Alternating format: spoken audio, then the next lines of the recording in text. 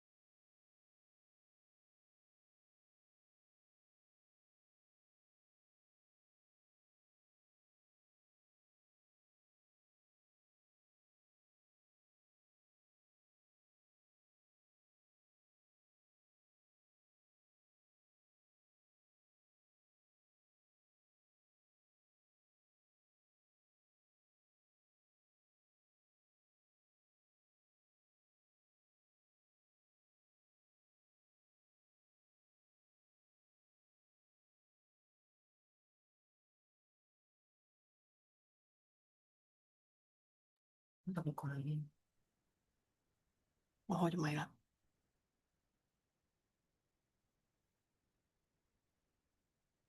share screen.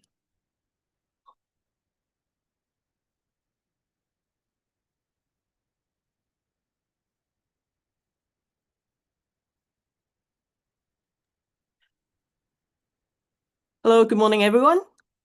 Let me first do a mic check. Can you all hear me? Yes. Okay, great. Thank you very much. Okay, so we shall begin. Good morning, and a warm welcome to the 4th Symposium on Digital Scholarship 2025. We are delighted to have you with us today for this 12th annual symposium, organized by the Digital Initiatives and Research Cluster at the HKBU Library. My name is Yvonne. I am the Digital Scholarship Manager at the library and your host for today's event. To our returning participants, it is a pleasure to welcome you back. To those joining us for the first time, a special welcome to you as well. If you're unfamiliar with us, our team is dedicated to partnering with HKBU faculty through our Digital Scholarship Program, creating online projects that extend the reach and impact of scholarly research by making their outputs accessible to a global community. Today, we have an exciting program with a distinguished lineup of speakers from both within and beyond our institution. They will share their expertise in digital scholarship and humanities. Our HKBU colleagues will showcase their projects developed in collaboration with our team, demonstrating a wide spectrum of digital scholarship. From the transformation of sociological survey data into public resources to virtual tours of historical sites, from sustainable energy data mapping to interactive cultural maps of Hong Kong's iconic film and music locations. And this is truly a diversity that captures the creative potential of digital scholarship. I hope you will find today's event fruitful and inspiring. Before we begin, I would like to go over some housekeeping notes. Please keep your microphone muted at all times during the presentations to avoid any background noise. This event is being recorded and broadcasted live on our YouTube channel. To officially commence the symposium, we are honored to have a pre-recorded opening address from our university provost, Professor Martin Wong. Let us now play his message.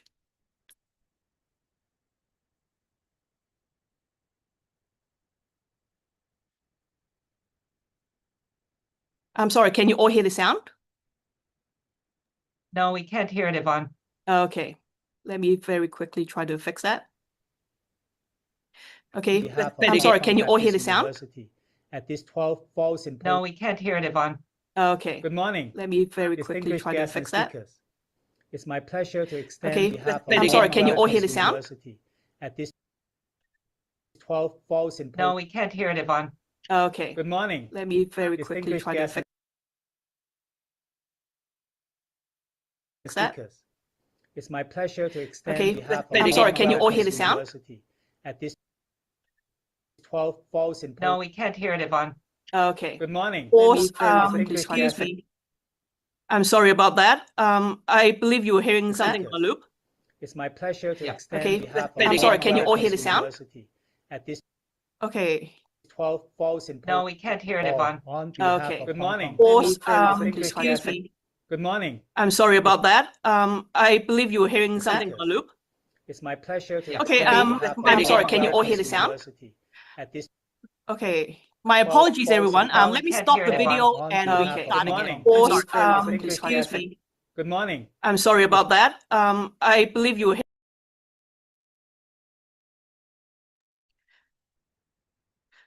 Once again, I'm sorry, everyone. Let me restart the recording.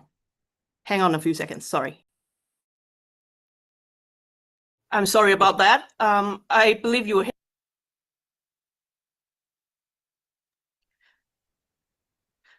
Once again, I'm sorry, everyone. Let me restart the recording. Guests and speakers. Hang on a few seconds. Sorry. It's my pleasure to extend a warm welcome to you all. I'm sorry about that. I believe you were at this 12th Fall Symposium on Digital Scholarship, organized by Hong Kong. Once again, I'm sorry, everyone. Let me Internet warm welcome to you all. I'm sorry about that. 12th Fall Symposium on Digital Scholarship, organized, is a testament to the energy and importance of this field. We have a high attendance for this morning's event, and this is no small feat. Once again, I'm sorry, everyone. Let's This event takes place at a pivotal moment in the evolution of scholarly research and to the energy and importance. The rapid advancements of digital technology. We have a high particularly in AI and data, and this is no small feat. Once again, I'm sorry, everyone. Let's Okay, I'm sorry. This event takes place at a pivotal moment in the evolution of scholarly research and to the energy and importance. The rapid advancements of digital technology. We have a high particularly in AI and data, and this is no small feat. Once again, I'm sorry, everyone. Let's Okay, I'm sorry. This event takes place at a pivotal moment in the evolution of scholarly research and to the energy and importance. The rapid advancements of digital technology. We have a high particularly in AI and data, and this is no small feat. Once again, I'm sorry, everyone. Let's I'm sorry. Okay, I'm sorry. Video. Let's stop video. This event takes place at a pivotal moment in the evolution. Let's stop the video. I apologize for the hiccup here. If we have time, maybe after the break, we'll replay the Provost's message. So let's move on to the next part. Now I'd like to invite our Deputy University Librarian, Miss Bethany Wilkes, to deliver her opening remarks. Bethany, good morning. The floor is yours. Okay, good morning, Yvonne, and good morning, everyone. I'm sorry that we didn't have a chance to hear from our provost, but hopefully later on you'll be able to hear some words from him. Really appreciate him taking the time to record his message today.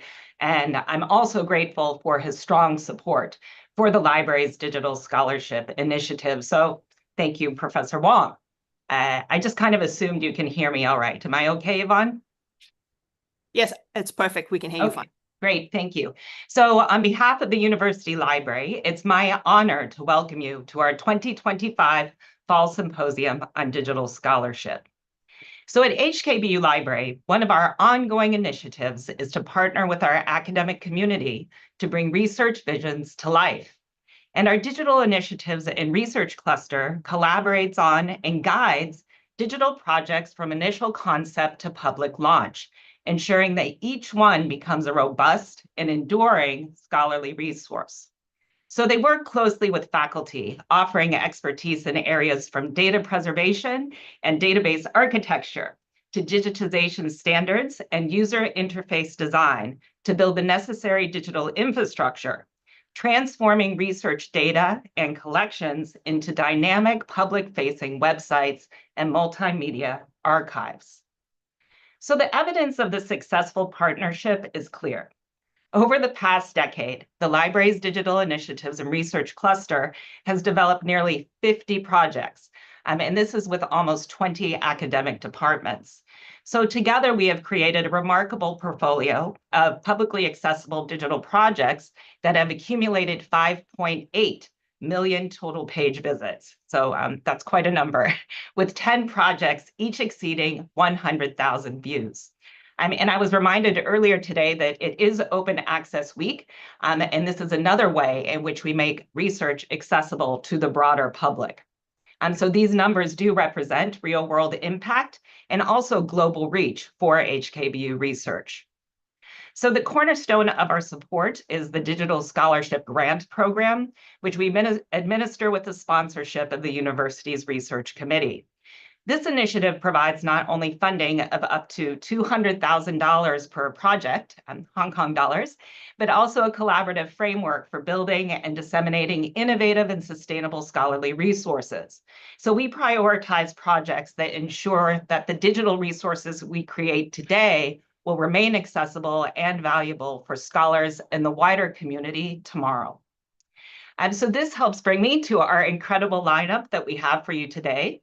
We are honored to welcome our very distinguished keynote speaker, Professor Jeffrey Schnapp from Harvard University. And he will share his perspective on library innovation strategies for revitalizing traditional libraries in the digital age. I genuinely look forward to his address. I am familiar with his name and a bit of his work, and I have no doubt that his international look and his international outlook, expertise, and also forward thinking relating to libraries will be invaluable. So following his address, you will hear presentations from 4 HKBU faculty collaborators whose projects have been funded through the Digital Scholarship Grant that I mentioned earlier. These presentations will showcase how digital tools can be used to advance interdisciplinary research. In these talks, you will learn about the transformation of social science survey data on domestic labor dynamics into a public website, the digital preservation of historical Catholic churches in Saikong, the development of an online energy map visualizing live data for energy generation and consumption, and the creation of an interactive geospatial platform integrating pop culture landmarks tied to Hong Kong's cinematic and musical heritage. So quite a variety of learning ahead. This symposium is designed as a forum for learning, discovery, and the exchange of ideas. So I hope that it may also serve as an inspiration for the next wave of innovation. Thank you so much to the colleagues in our library's digital initiatives and research cluster with the leadership of Rebecca Wong and also Yvonne So here today. And the team's dedicated work has made not only today's event possible, but also numerous rich and robust digital projects. And many thanks to all of you for joining us at this 12th Digital Scholarship Symposium at HKBU. So I hope you find today's sessions both inspiring and enlightening, and I wish you an engaging symposium. Thank you. Okay. Thank you, Bethany, for your opening remarks. So now, despite of the technical hiccup, we will try again to play Provost's opening address. So let me try to share my screen with you one more time. Okay, can you see my screen? Okay, perfect. So let us begin.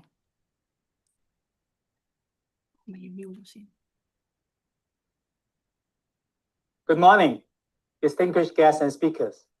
It's my pleasure to extend a warm welcome to you all on behalf of Hong Kong Baptist University at this 12th Fall Symposium on Digital Scholarship, organized by Hong Kong BU Library. Seeing these vibrant gatherings of scholars, librarians, international experts, and students is a testament to the energy and importance of this field. We have a high attendance for this morning's event, and this is no small feat. So my congratulations to the library team for making it happen. This event takes place at a pivotal moment in the evolution of scholarly research and inquiry. The rapid advancements of digital technologies, particularly in AI and data analytics, presents both unprecedented challenges and extraordinary opportunities. The themes you will explore here today, from digital preservation to the creation of new transdisciplinary knowledge, are precisely the areas where Hong Kong BU is forging a distinctive path for itself. Our university's visions and strategic plan drive us to pursue research excellence and impact. Central to this mission are our research focuses, particularly in data analytics and AI, as well as humanities and cultures. The true power of these research clusters is unlocked when they converge, fostering the transdisciplinary research essential for finding solutions to the complex problems of our time. To further this goal, we encourage our students and faculty to embrace these powerful tools in enhancing learning, teaching, and research. I'm delighted that our university library has wholeheartedly embraced this direction by adopting digital first, future focus as its #1 strategic priority. This is perfectly aligned with our institutional direction. Since the launch of its digital scholarship services a decade ago, the library has developed close to 50 digital projects in collaboration with various academic departments. These projects have accumulated a total of over 5.8 million page views, a powerful measure of the public reach and impact of these efforts. The library's commitment to developing digital competencies and upgrading services with leading-edge technologies provides the critical infrastructure that empowers our researchers and advances digital scholarship at Hong Kong BU. Furthermore, their role as partners in transdisciplinary learning and research is evidenced by their work in designing supportive space and services that break down traditional academic silos. Initiatives like the Library Digital Scholarship Grant, supported by the university's research committee, are crucial catalysts. They provide not only funding, but a framework for sustainable collaborative projects that extend the life and reach of scholarly work. This year's symposium is poised to deliver a stimulating exploration of these themes in digital scholarship. We will hear insightful discussions on emerging practices for library innovation and examine how digital tools and methodologies are reshaping research for greater impact. The path forward for research at Hong Kong BU is one of collaboration across discipline, between academics and professional support units, and with our wider community. The modern academic library is far more than a repository of information. It's a dynamic laboratory and partner for knowledge creation. As you listen to the presentations today, I encourage you to look for these connections, to spark new ideas and to build the partnership that will define the future of research. I would like to extend my personal thanks to the library team for organizing this annual event. My thanks also to our distinguished speakers, both international and local, for sharing your valuable insights. To all participants, I encourage you to engage deeply and ask challenging questions. I wish you all a stimulating and productive symposium. Thank you. Okay, welcome back. And thank you, Professor Wong, for his supportive remarks. And with that, our program can officially begin with a keynote presentation from Professor Jeffrey Schnapp. A reminder to our audience, please feel free to type your questions in the Zoom chat window anytime. Or you may also have the opportunity to unmute your microphones and ask your questions directly during the Q&A session following his presentation. So let me first introduce Professor Schnapp. He is a cultural historian, designer, curator, and technologist. He is the faculty director at MetaLab at Harvard and faculty co-director of Beckman Klein Center for Internet and Society at Harvard University, where he holds the Carl A. Pescosolido Chair in Romance Languages and Literatures and Comparative Literature. Among his recent publications are the Electric Information Age book, Princeton Architectural Press, 2012, Modern Italia, Peter Lang, 2012, The Library Beyond the Book, Harvard University Press, 2014, Future Piaggio, 6 Italian Lessons on Mobility and Modern Life, Rizzoli International, 2017, and Storia Rapida della Velocità e Sedatoria, 2025, winner of the 2025 edition of the Premio di Saggistica Città delle Rose Prize. Today, Professor Schnapp joins us from Boston in the United States. The title of his presentation is In the Stacks of the Library. Please welcome Professor Schnapp. Yeah. Thank you very much. It's a genuine pleasure to join you, and I'm going to share my screen here with you for a second. Okay. Can everybody see my slides there? Yes, we can. We can. Okay, perfect. Yeah, it's a genuine pleasure in particular because the provost and Bethany have both really set the stage for the contribution I want to make to today's wonderful event, where it's really the connection between the library as an institution and the whole evolving, emerging world of research practice, the production of knowledge and the dissemination of knowledge. It's that interconnection that I want to trace in these remarks, which will be broad and historical in nature, but they really are focused on bringing together those two themes. The library as an institution whose nature has evolved over the course of its history.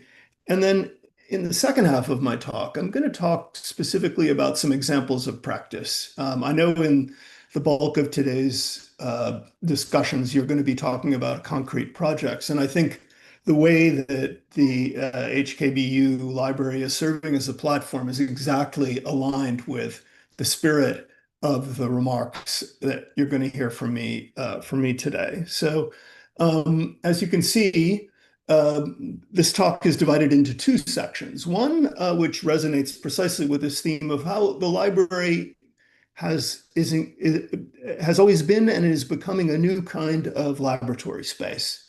And just because I'm a literary historian by training, I can't help but play with the words, the vocabulary that we use to describe this institution that's a dynamic and evolving institution.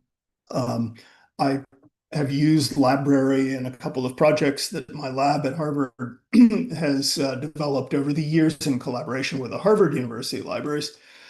But the notion of the library is one that appeals to me in particular because it underscores the fundamental way in which libraries are not simply repositories where the past is stored, but they're rather places where knowledge is activated, where activity, where living, breathing, talking, making are fundamental to their mission, whether it's the mission of transmitting knowledge or it's the mission of breeding the future leaders in society and in all kinds of areas of inquiry. So the more formal part of my talk will be focused precisely on the kind of deep history of libraries and the way in which the current moment expresses this distinctive set of opportunities. The second half, or the last third, more or less, will be much more informal, and I'm just going to look at a few projects, past and present, that, in my view, exemplify some of the opportunities that we have to think in an expanded way about the role of libraries as platforms. So, without further ado, if I can. So futurists thrive on narratives of convulsive change. And within the setting of their convulsive narratives, libraries began to appear on extinction timelines in the early 2000s in the company of printed books. Prudent futurists predicted that the last physical library would shut its doors in the year 2088. So still a long way away. But some of their more bullish brethren, like the scenario thinkers Richard Watson and Ross Dawson, pointed instead to 2019 as the moment when libraries would pass into insignificance, as they said, citing the recent surge in sales of ebooks and the first experiments with bookless libraries. Now, the targeting of books in libraries alongside post offices and unfenced beaches as symbols of the pre-digital world should perhaps come as no surprise. Libraries are one of humankind's most enduring institutions. The archaeological record speaks volumes on the subject, volumes in the form not just of books, but of ever vaster collections of clay tablets, stone inscriptions, papyrus scrolls, parchment codices, and eventually, and it's a very long chain of transmission, books and books printed on paper, all in need of some kind of place of activation or permanent refuge. Now, the libraries of Nippur and Nuzi in Iraq date back respectively to 2500 and 1500 BC. And the scrupulously ordered Hittite library of Hattusa was in operation between 1900 and 1190 BC. And the famous Greek libraries of Pergamon and Alexandria are relative latecomers by comparison with these early examples.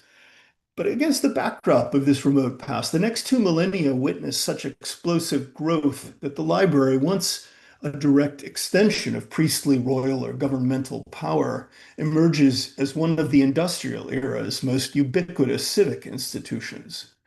The overall pattern is clear throughout human history. All non-nomadic cultures have built and maintained edifices where knowledge is preserved for posterity so that it may be curated, accessed, activated, and renewed in the present, and by extension, in the future.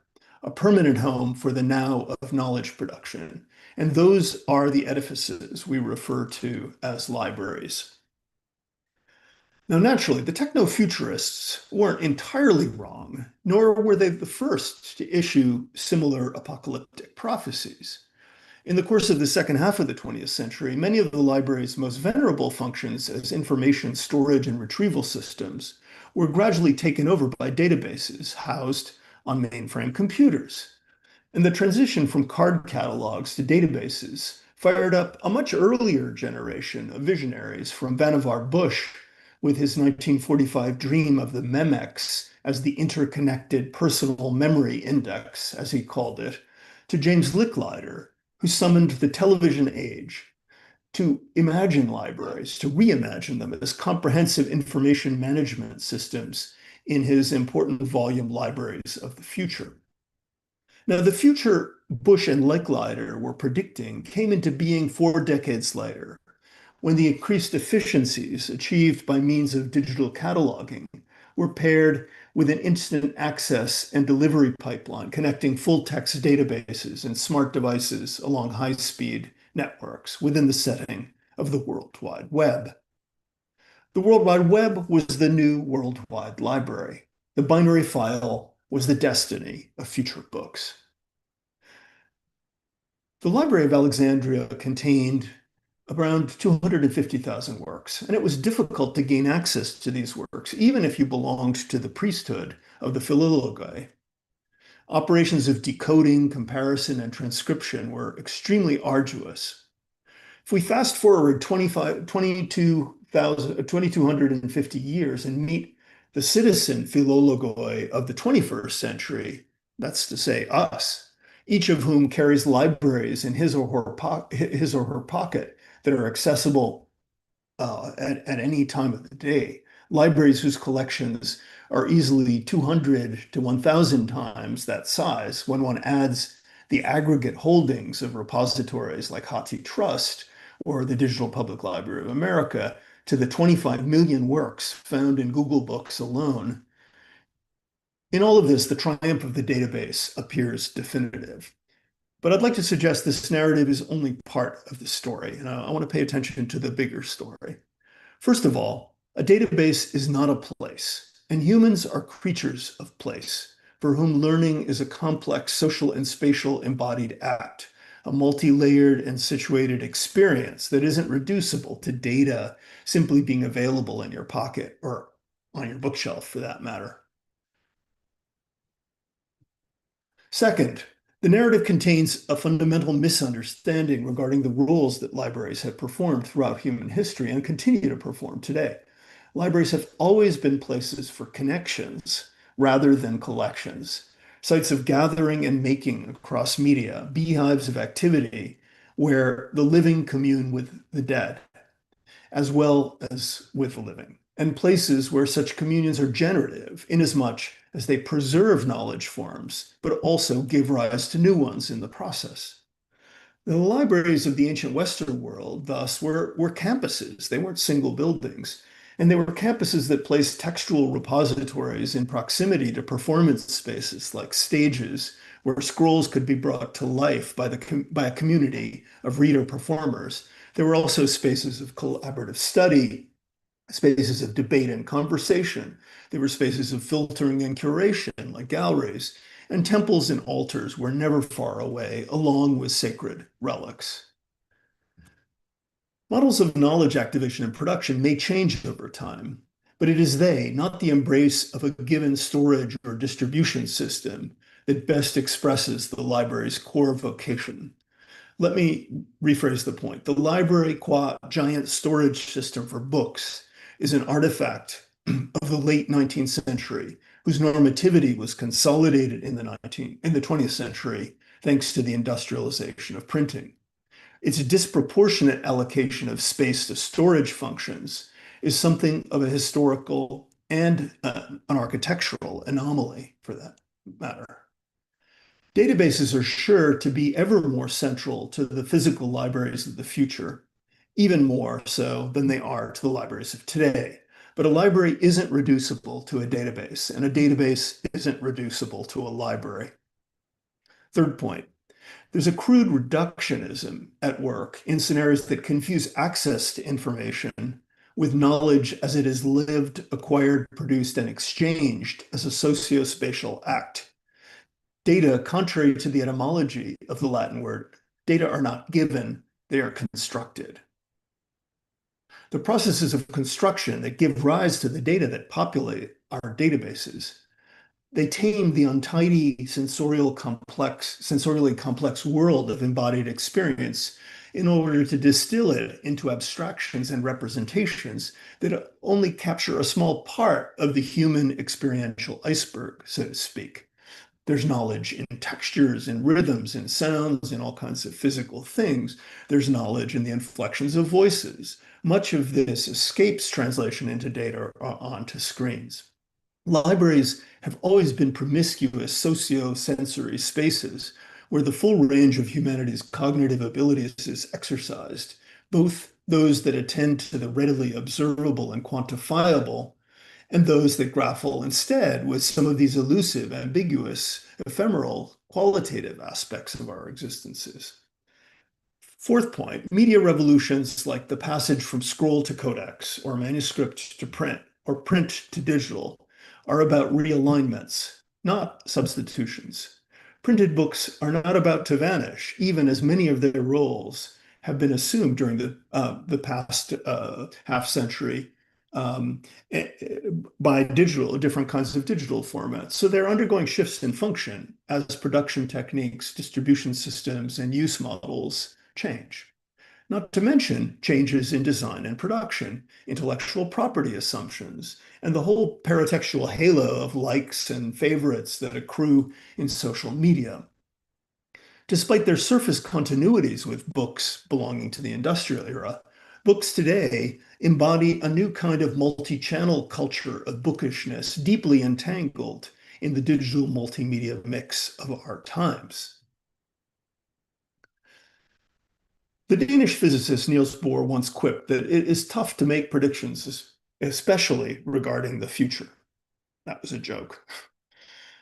And it's a witticism that reminds me that by calling attention to the excess exuberance of techno-futurists in my opening remarks, I had inadvertently set a trap for myself, because my theme is the future of libraries, and particularly libraries as laboratories, for a future in which the curation, activation, and cross-fertilization of digital with analog resources will prevail and continue to prevail. And of course, if the word future stands for anything, it stands for making predictions. So let's make a few. You will have gathered by now that the nature of those predictions has to do with the centrality that I attribute to the physical spaces where 21st century humanity will undertake its own distinctive forms of accessing, curating, producing, performing, and exchanging knowledge across the digital analog divide. The question of the future of the library for me is not one of digital information versus printed books, databases versus book stacks, old library models versus new ones, but rather one of architecture and design on the one side and of new cognitive protocols, new cultural models and habits of exchange and communication. It's a question of design that involves the meshing of two futures, those of the container and the contained, the library and information, however embodied, both in books and in their dataset descendants in many cases. So let's start with the iconic object of knowledge, which is the book. If by book we mean the industrial codices of the late 20th century, 2 points need to be considered before sketching out a blueprint for future libraries as spaces of curation and activation. First, the digital era has seen an explosion of content creation on scales that dwarf even such 20th century precedents as the mass dissemination of Super 8 movie cameras and Xerox machines, just to mention two technologies among the many that characterize the 20th century. Every 2 minutes, humanity now captures as many photographs as were taken during the entire 19th century. Every hour, we share as many minutes of moving images or sound files as were produced during the entire first century of the cinema and recorded sound. Authorship has become an activity almost as instinctual as breathing, encompassing everything from continuing venerable discursive forms like novels down to tweets, text messages, and Snapchat micro-annotations of the everyday, the minutiae of the everyday.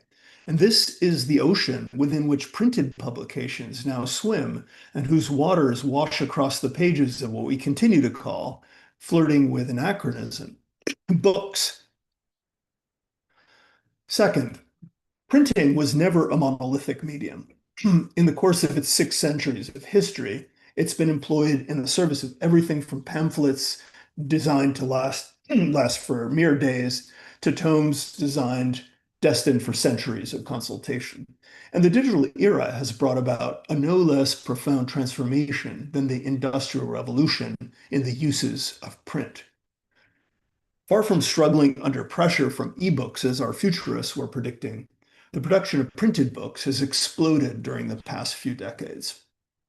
The 2016 Bowker report documented already by then an increase in more than 600,000 titles printed in North America since 2007, so an increase of more than 500,000 in just 1 decade, bringing the annual total of printed volumes to over 1 million in that year, and those numbers have continued to increase, even though slightly more slowly. These books may be analog in appearance, but not so ontologically or phenomenologically. For many decades now, books have been written, designed, reproduced, and distributed on digital platforms. Their contents have been multi-channeled. Their appearance as analog objects is always preceded, accompanied, and flanked by halos of data. Some of the biggest growth categories among printed books today are a direct consequence of democratized access to digital publishing platforms and tools. Take as an example, the 700,000 books that were self-published in just the United States alone in 2015. That's a category that's grown by almost fourfold since 2010. So the decade of the selfie is also the decade of self-publishing. And then there's the brave new world of ISBN-free instant DIY books that is proliferating without even any available metrics. So where do these so-called books begin and end? What does it mean to read them in an epoch in which print is one recording medium among others and not necessarily the medium of record? How many of these books can be said to matter, and who gets to decide? How do we manage the overlaps and redundancies that are a defining feature of a world in which cross-media publications are now the norm? This nicely brings me to what libraries will continue to do during the information age, which is to cull and curate materials. The reasons for culling and curating are at once cognitive and practical.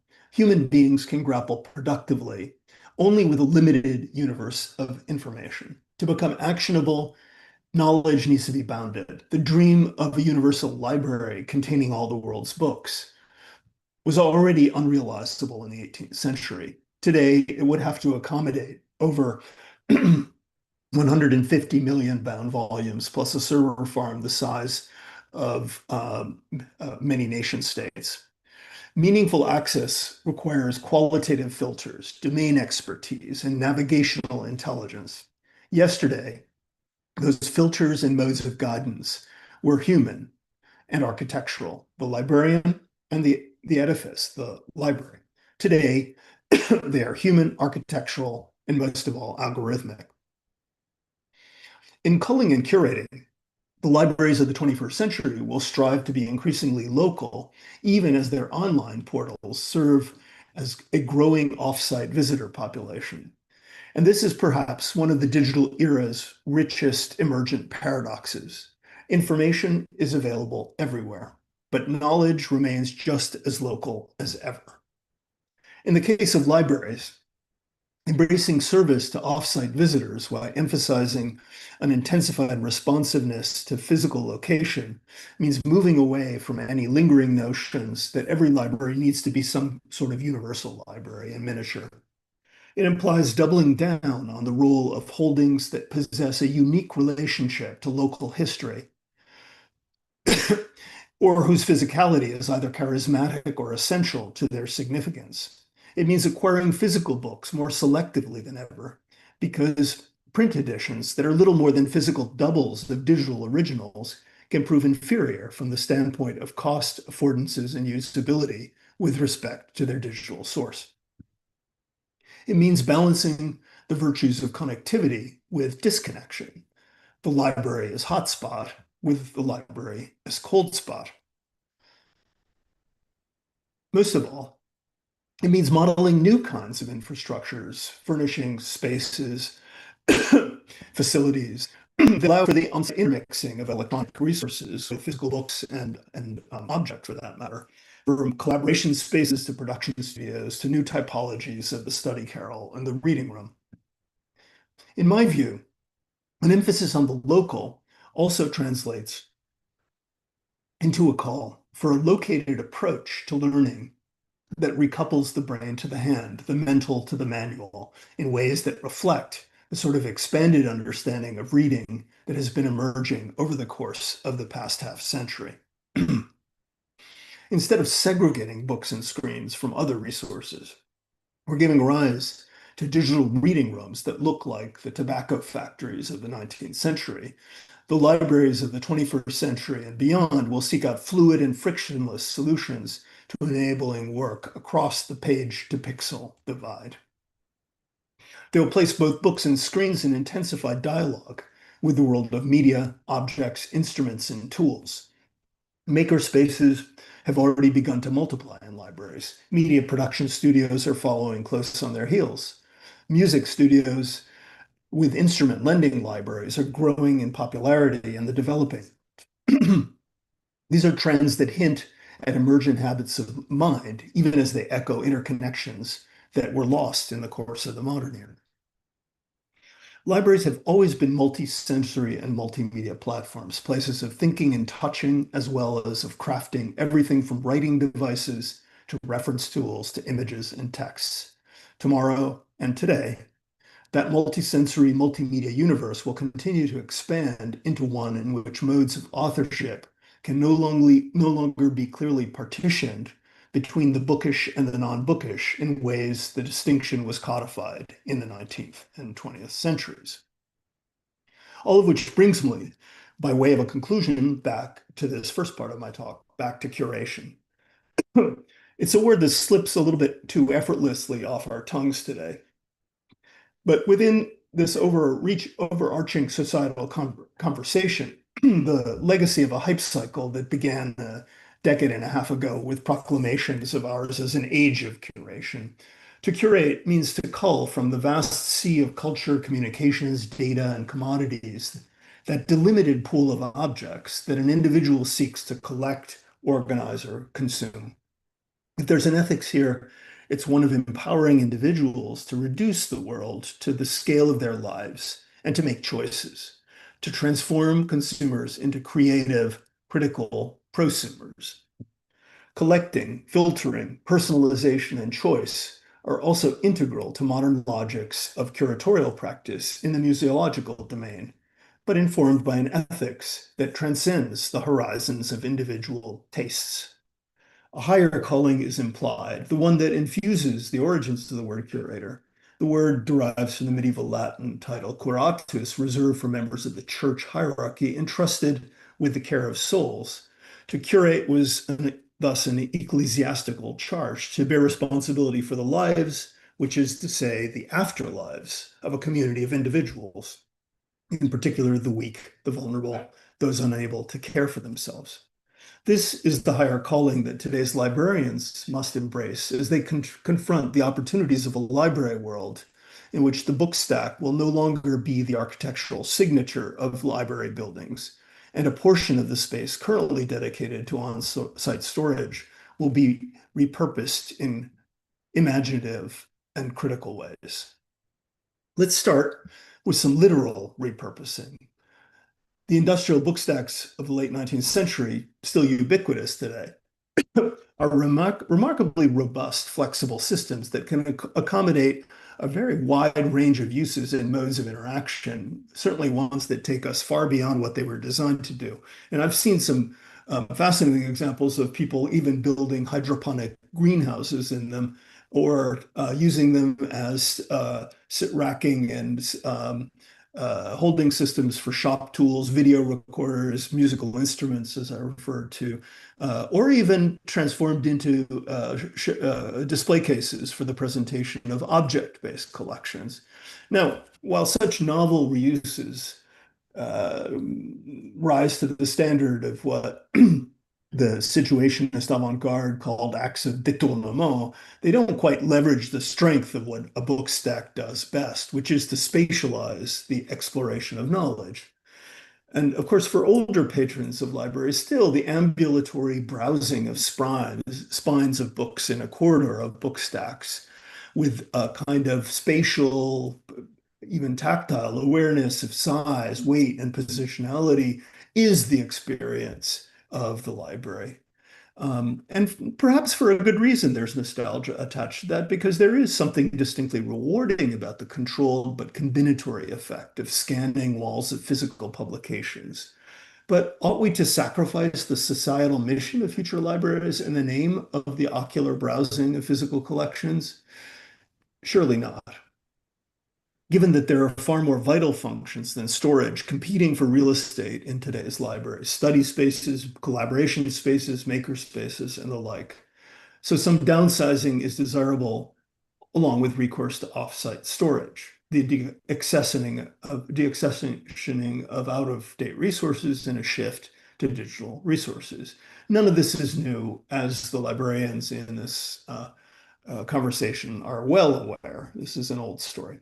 What is new, however, within this overall downsizing of book stacks, there's a potential for a powerful curatorial premise in my mind, namely that of abandoning fixed locations within the stacks in favor of flexible provisional local schemes of organization that unleash the power of book stacks to tell more meaningful stories, to support targeted research themes, or to serve urgent social, institutional, or economic needs.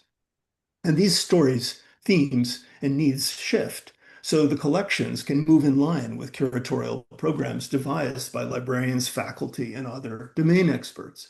The generative combinatory energies released by these kinds of programmed approaches to stacks promote a much more generative model of ambulatory ocular browsing than that which characterized the models of organization that prevailed in 20th century libraries. Now, however fanciful it might initially seem, the museological analogy seems to me apposite. Program stacks approach program book stacks much in the same way museums approach exhibition galleries, although hopefully with a much speedier and nimbler touch. They upend long-held assumptions that, along with fixed locations, universal classification schemes like Library of Congress or Universal Decimal are necessary to bring order to the universe of books. In point of fact, for all their strengths, such systems display just as many inefficiencies. Fields of knowledge evolve, they overlap, they spill over into one another. And despite the noblest efforts of taxonomists, resources actually cluster around problems, around questions and issues, rarely respecting boundary lines between disciplines, not to mention data, scientific instruments, printed matter, archival papers, recordings, and the like. And they drift off in divergent directions to form new clusters and combinations. If static universal schemes were essential to render libraries navigable before the era of the database, such is no longer the case in libraries. Information systems can keep track of object locations with point accuracy, irrespective of whether the objects in question are print ephemera, sound recordings, locks of hair, or digital documents, or whether their locations migrate over short or lengthy time spans. Late in The Library Beyond the Book, I conjure up the specter of so-called chaotic storage systems, the systems employed in Amazon's distribution centers, where the constantly shifting, heaping together of resources allows for efficiencies greater than do traditional approaches to warehousing.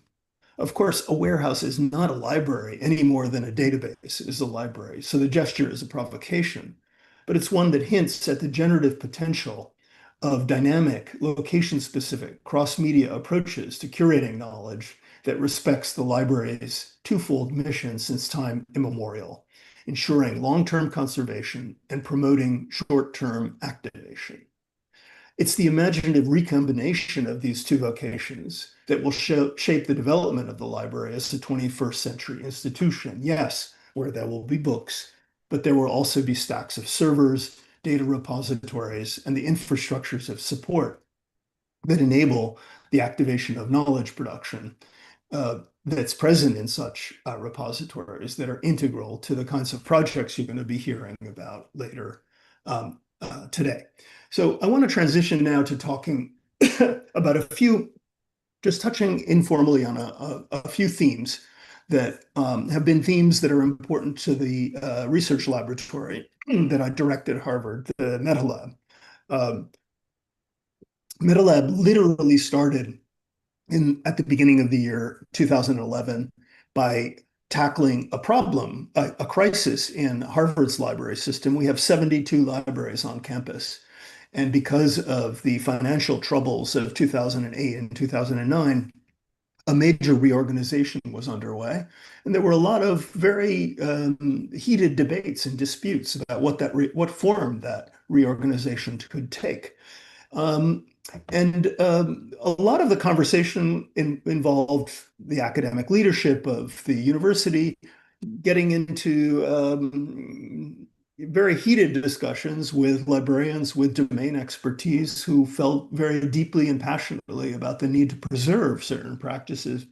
There wasn't a lot of progress in those conversations. And as having just founded MetaLab at the time, I thought that there really was a space here for designers, architects, people who often have to answer questions about what a library could or should be today and tomorrow, but who aren't necessarily either caught up in traditional or inherited practices, but whose fundamental ethos is an ethos of problem solving, of listening, carrying out ethnographies, doing research, and then trying to come up with plausible solutions. And my colleague John Palfrey and I had the idea that we would create a design studio, which initially it was called Biblioteca. It came to be called the Library Test Kitchen.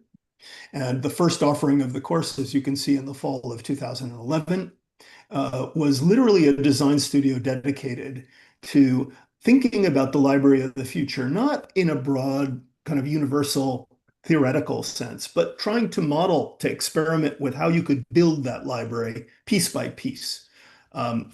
Literally by getting design students talking to expert librarians, working together to come up with creative solutions to some of the challenges that the libraries were facing at Harvard, but facing nationwide and internationally. That initial seminar was very successful. It was actually attended by many of the professional librarians in the system who actually took the course, just like the design students and architects. So they actually worked together on final projects that were tested out in Harvard libraries. And that led us to continue the design studio for another 4 years. It became the Library Test Kitchen. The idea was we're creating a laboratory space where we're trying, just like in a test kitchen, you're trying out dishes that may be delicious or tasty, they may fail, but we wanted to create a platform for experimentation that would allow us not just to have high-level discussions about what libraries could or should do or shouldn't do in the future, but rather to test out those propositions, actually working across the divide between architects and designers and expert librarians and historians. I am a historian myself. And this led to a whole range of experiments. I can't show you them all. Some of them very playful, some of them very practical, that literally tried to develop furnishings, information systems, solutions for some of these programmed, for example, approaches to the curation of special collections. And this entire enterprise eventually led to the opening of a space called the library, which was it had the mission of exploring how libraries are changing and prototyping new ideas, but literally the furnishings and the different interactive experiences that were available to members of the public, because this was a civic space that we opened in Harvard Square, were all products of the design work carried out between students from the Harvard Graduate School of Design, young architects and designers, and professional librarians. So that's where my fascination with this interconnection between innovative knowledge production and libraries came to first really crystallized. And it led to the writing of The Library Beyond the Book with my colleague, Matthew Battles.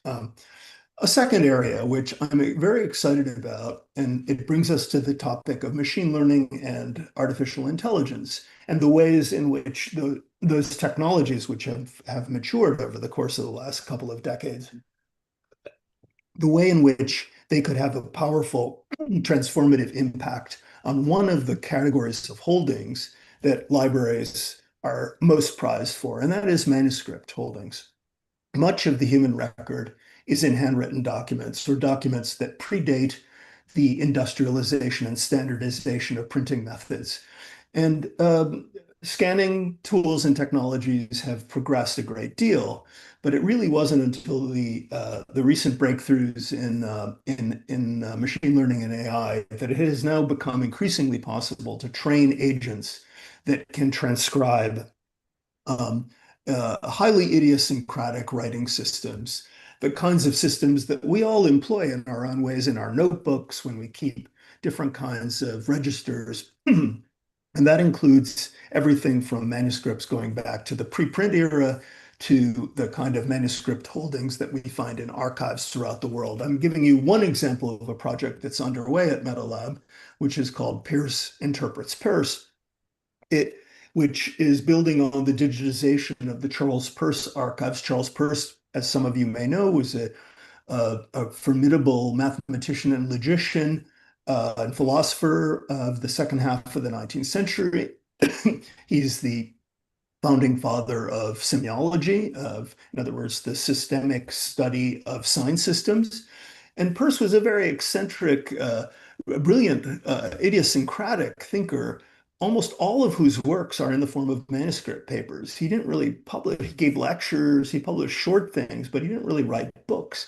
But he left behind him over 100,000 pages of manuscripts with a very idiosyncratic personal set of code components where notes to himself, in a sense, links that work across his manuscripts to show connections between ideas. And many of these connections take the form of forms of diagrams. They don't take the form of simply writing of words. So developing a machine through machine learning based techniques, an agent that can decode and automate the transcription of Peirce's manuscripts, we are building on top of this 100,000 page plus corpus, a series of navigational tools that will allow readers, students of figures like Peirce, but the Peirce corpus is just one example, to look at an entire manuscript corpus the way that we pick up a book, with a kind of editing, if you like, with the kind of sense of where you are in an argument, of how things interconnect, to create a kind of topography, a cartography that renders navigable what otherwise is just a big mass of papers that are extremely resistant to interpretation. A third example. This is one working with a library that is strictly a database. The Olympic Museum in Lausanne, Switzerland, keeps records of every Olympic event that has ever taken place. And in the case of the Winter Olympics, they have celebrated their first century of history. They were initiated in 1924. And we're approaching the 1926 games at Milano Cortina. And for that event, the Olympic Museum, with the foundation in the Trento Alto Adige region of northern Italy, where some of the games will be held in 2026, commissioned me and the MetaLab team to develop an immersive experience of the entire history of the Winter Olympic Games for a space, which is a really unique space. It's two highway tunnels that were transformed into an experimental history museum that I was involved in the creation of back in 2008. So a good time ago, almost over 15 years ago. And in the middle of these tunnels, we developed an interactive experience that allows visitors to literally navigate the 100 years of Olympic history interactively. The first installation was devoted to the theme of records. The second one, which is installed presently, to performance. And the performances are experienced as an aggregate data visualization. It's broken down across different events, but also tracks the history of individual athletes who moved from one team to another, or from one event to another, or the weights or the sizes, the heights of athletes, all kinds of data.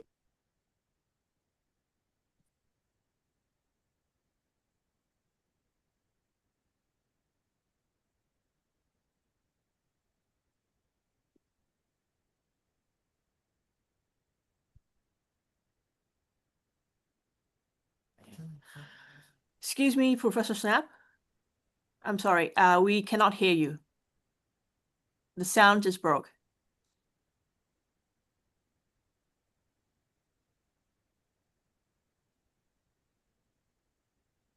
No, we still cannot hear you.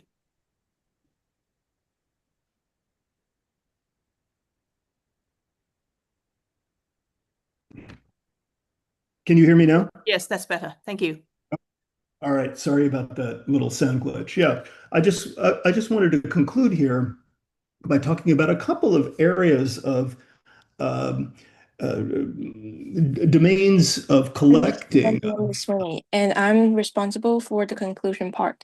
As my group mates displayed, Nike has many market segments. First comes the geographic segment, which shows that Nike has a large market value, considering that it covers the whole Earth. According to the geographic I'm getting differences, some sound like the interference, I'm city afraid. development level, their customers' consumption have. I'm sorry, participants, please mute your microphones. Yeah, somebody had their microphone turned on. Sorry. I got interrupted there. Sorry about that. Please continue. Okay, great. Yeah, no, I just wanted to wrap up by talking about a couple of areas that I'm particularly excited about, where I think libraries' mission will be expanded as we move into this world where libraries serve as platforms for knowledge creation that, in a sense, goes beyond what the kind of bookish orientation of the library as an institution in the 19th and 20th century. One of the areas has to do with sound libraries. The history of civilization didn't have a soundtrack that was preserved for us until the advent of recording technologies. And we now live in a world where so many facets of society we have just as copious and extraordinary resources that document everything from the sounds of landscapes and natural environments to human activity, cultural activity, music, speech. And the curation and critical engagement and analysis of these repositories, I think, represents a horizon that's particularly exciting. It's one that MetaLab has developed a spin-off institute focused on, particularly on climate sound. We're interested in how acoustic monitoring technologies allow us, whether we're artists, we're scientists, we're people interested in communicating, creating a kind of higher level of sensitivity on the part of individuals to the sound environments that characterize their lives, of building a community of practice, a community of practice that crisscrosses across those different divides. And libraries are going to play a crucial role in this crisscrossing. They are the platforms where we expect these threads to come together.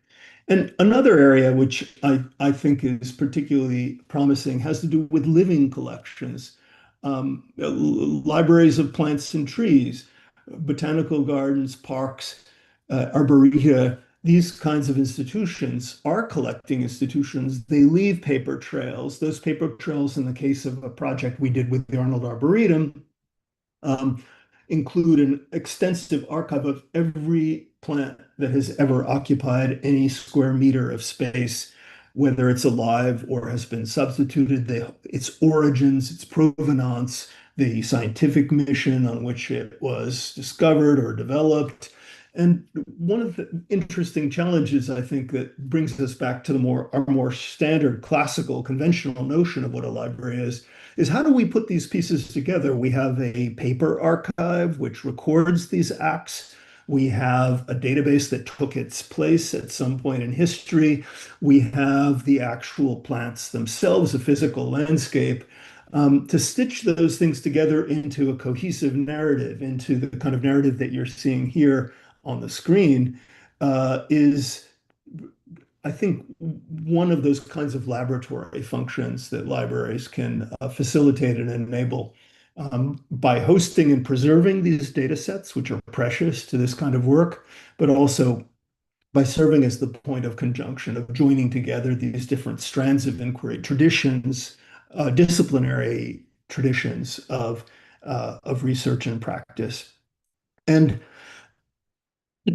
finally, I'm going to close here with an example of an archive, which is an archive of an event that only happened barely a decade ago, a little bit more than a decade ago. In this world of hyperabundance of media forms, where you have so many ways of capturing the past, even the immediate past, the past that has been experienced by individuals who are living individuals in many cases. What is an archive in this context? It's clearly not what it used to be. And the particular opportunity that MetaLab and I had the honor of getting involved in was a project that emerged after the Fukushima nuclear accident in Japan and the tsunami and the subsequent effects of that disaster. It's an event that isn't over because the dissemination of the radiation from the accident continues in the natural environment to this day. It flows through the oceans that are it's having an impact on disease patterns in different parts of Asia. So what is an archive that is made up of millions and millions of photographs that are on Flickr? It's made up of millions and millions of text messages that were circulating.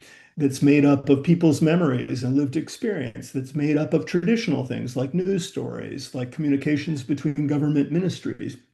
All of these layers come together in an archive today, and they come together often with timestamps that take the scale of that position them in relation to all those other assets down to the 10th of a second. That's a very different kind of experience of time in history than the kinds of experiences of time in history that traditional archives have provided with us with as historians. And it's in that context that these kinds of archives become literally living archives, places of memory, where the protagonists, the people who experienced, who suffered the consequences of the events, can actually tell their own stories as part of the larger construction of historical memory. And I think it's precisely this area of opportunity where we move from a concept of the past that somehow is dead and buried and remote to this world of opportunity that opens up as that past becomes increasingly an object of immediate experience, where eyewitness testimonies, where the narratives that people who endured an event that was a significant, perhaps even traumatic event in their lives, can be part of the process of the construction of collective memory. I think these are some of the horizons towards which we're moving, and I see libraries as one of the key institutions in society that will support that transition. So I'm going to stop there, and I'm happy to start up a conversation.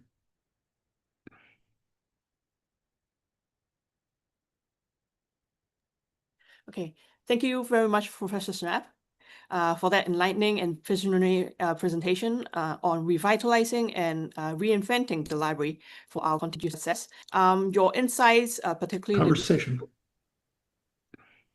the recent work from MetaLab and your sharing the Thank lab. you Thank you very much, Professor Schnapp, for that enlightening and visionary presentation. Okay. Yeah, so as I was saying, your insights, particularly your recent work from the MetaLab and the library and the library test kitchen, was very interesting. And it has certainly provided a profound framework for our discussions for later on today. So I think we can now move on to the Q&A session. The floor is now open to your questions. So please feel free to unmute your microphones and introduce yourself and ask your questions. Do we have any questions from the audience? Don't be shy. It's now your chance to engage with Professor Schnapp.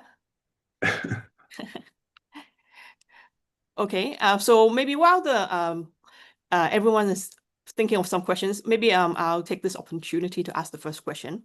So you've described the library as a space that blends physical and digital realms in the future of library innovation. What do you believe is the most significant barrier for libraries that they must overcome to, fully utilize and realize this model? And how should we address this?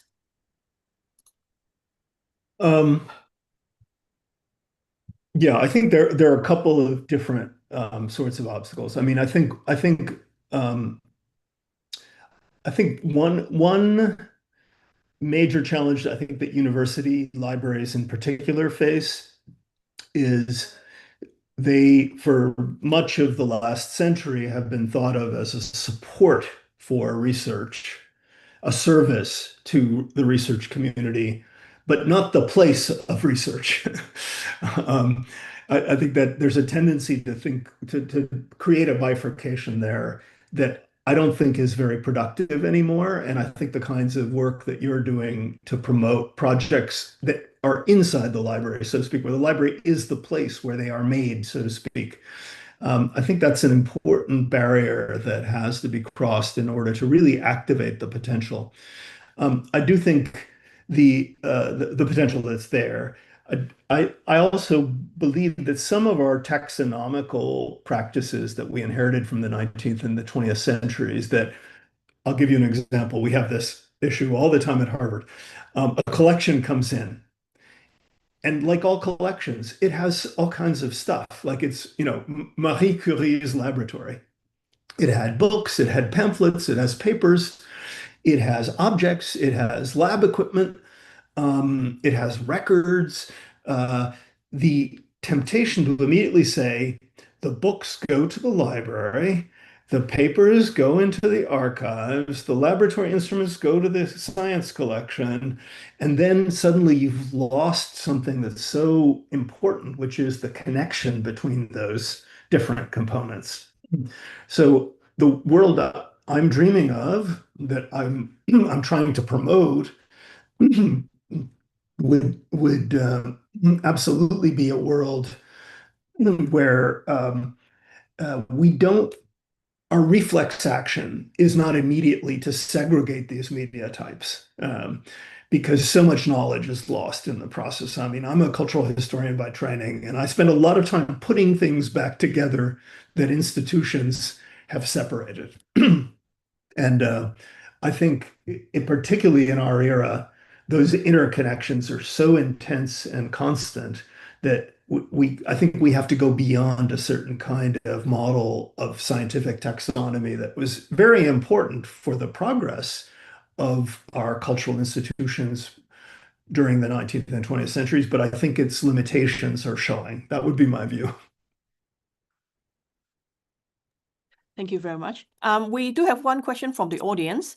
It is from Gloria, and her question is, I think one of the most important problem that Hong Kong is facing is not having enough of physical space for collaboration, experiments, etc. So what is your thoughts on that? I think physical space is really important, first of all.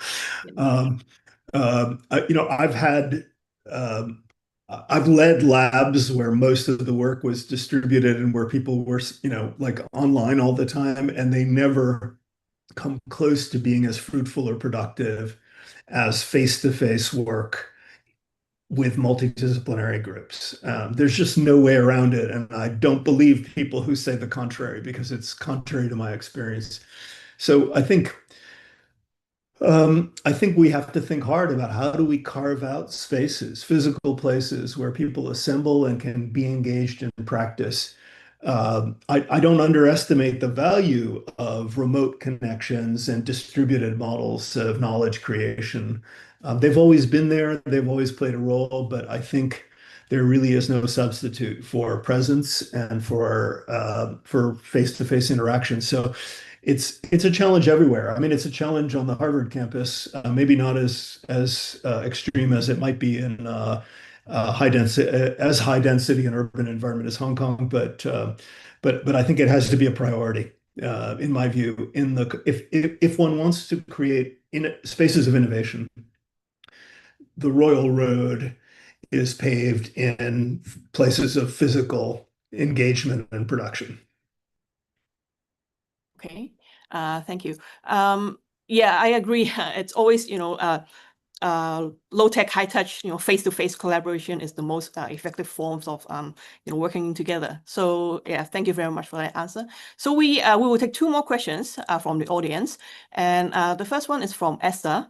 And her question is, any suggestions for a successful approach to engage students in digital scholarship? I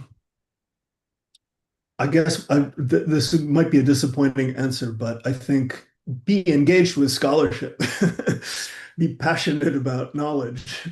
Whether it's digital or analog, those are I don't even use the dichotomy very much anymore. Like I don't really see like for me it's all one thing.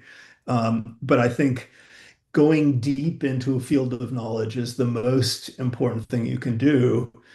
If you develop along the way all kinds of technical skills, if your research questions even extend to technological kind of research, and you can bring those those skills together with forms of research that are perhaps more of a kind of arts and humanities sort, even better.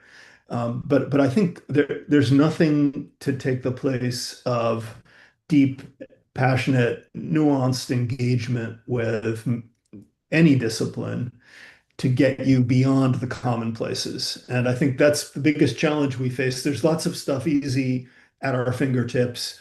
LLMs and chatbots make it seem like you can find out all kinds of stuff. The problem is a lot of it is trivial stuff. It's actually not very deep, and it doesn't advance our knowledge in most cases of any particular field. It's just an averaging machine churning out averages. And I use all of these tools myself, but I have never regretted having spent a several decades of my life reading medieval manuscripts and learning the skills associated with decoding very, very, opaque pieces of cultural production from the past, because it gives you a kind of nose for where the interesting problems are and what the right questions are, not the easy questions. So I think just going deep in a disciplinary area is really irreplaceable in my view, as a point of departure for any intellectual adventure, including technologically infused ones. Okay, thank you. I'm aware of the time as we are, almost approaching our break time. But maybe we will try to answer the remaining two questions from audience. So, Professor Schnapp, maybe you can very quickly answer the next question. So, how would you? So, this question is from Darius, and writing on my previous question, how would you respond to evaluating students' today's perception that a library is just another learning commons with just charging sockets and books, and that we might or might not need, which is almost decorative? And how should seasoned librarians and library managers engage with this collective understanding? Maybe a short answer for this one, please. Yeah, I mean, I appreciate the provocation, because I think what the question is, the question is posing what is in fact a fairly widespread perception among not just students, but I think even outside of the university world, that somehow libraries are no longer this kind of fundamental underpinning of the knowledge economy, that somehow everything's already online, or that it's just like a coffee shop without coffee.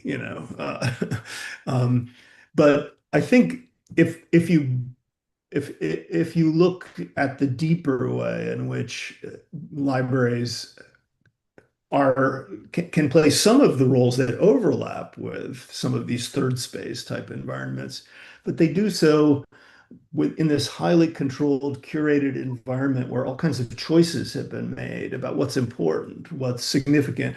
And if I think you follow the reasoning that I was trying to argue for, you start to think about collections not as representations of some kind of universal knowledge, but as assets that can be mobilized to address a social problem. If you have all those assets in the same room, organized around a series of active questions, then a library is not just a kind of quiet space where you can get your work done, like a WeWork, office. It's actually, and by the way, those are usually not that quiet, but rather a place where you have a distinctive, focused set of resources that are unique because they're not typically found together. They've been pre-selected by an expert librarian, somebody who has knowledge, and they step outside of the conventional fold of choices that are going to be made by systems that are trying to sell you something or trying to, get you to buy a seat at behind a cappuccino. So, I think that there is a distinctive value added proposition in the kinds of spaces of consultation and experience that a library can provide. Now, not every library is going to do that well. That's the challenge I think we face, the librarianship community faces, is making the library fulfill all those promises. And there's never guarantees, but I think having a clear set a gaze cast on what the objectives are is a crucial point of departure. And I think the kind of entrepreneurial project-based learning, project development model that you're developing, that we're going to be hearing about in the afternoon today, that's a wonderful way of kind of focusing the attention on precisely those kind of productive functions that a library can uniquely catalyze.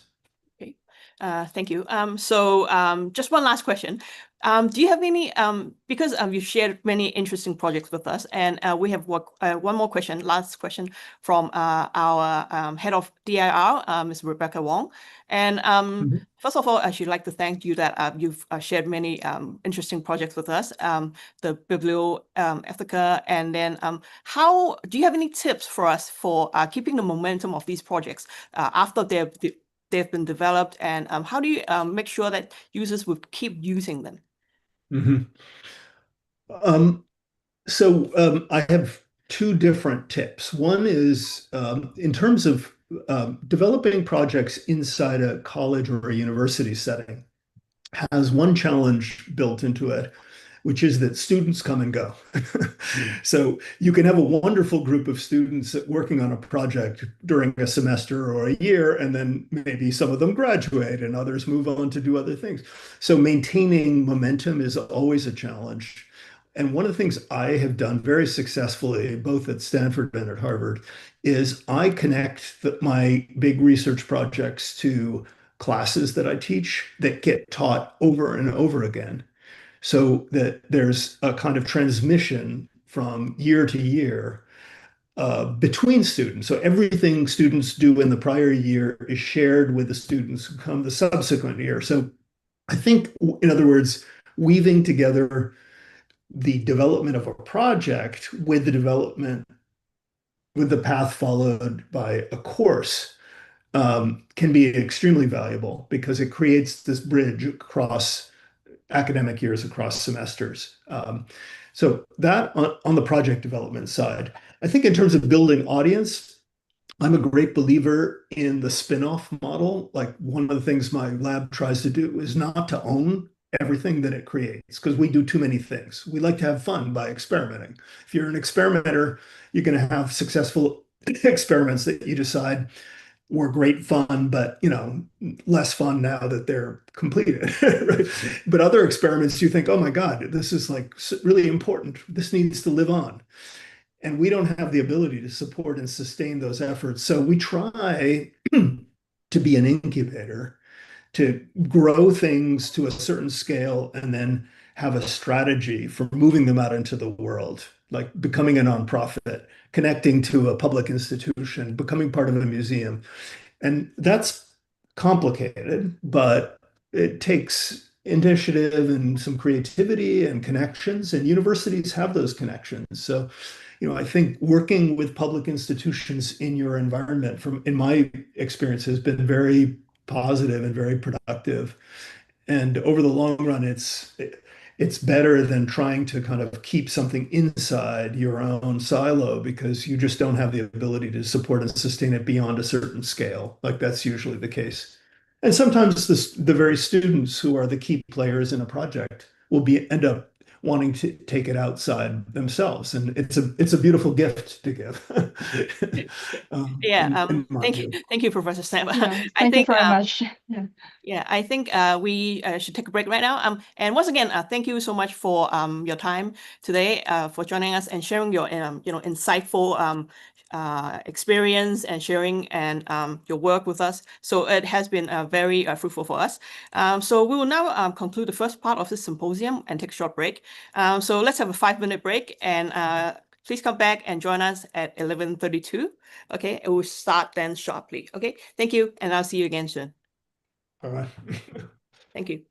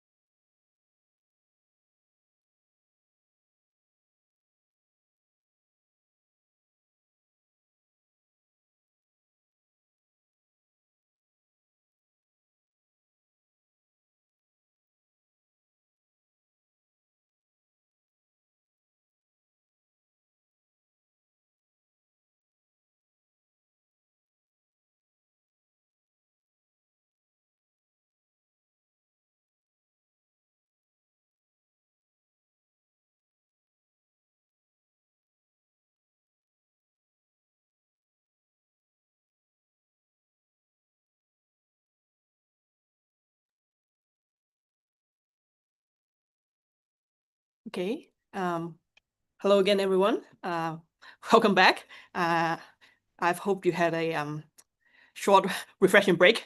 So let us now proceed with the second part of the symposium.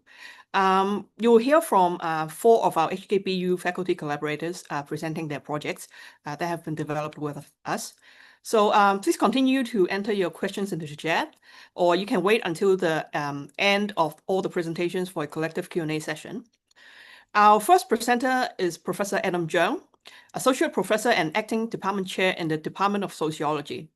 His research primarily focuses on family sociology and demography, examining the changing structures and relationships within families in Asian societies.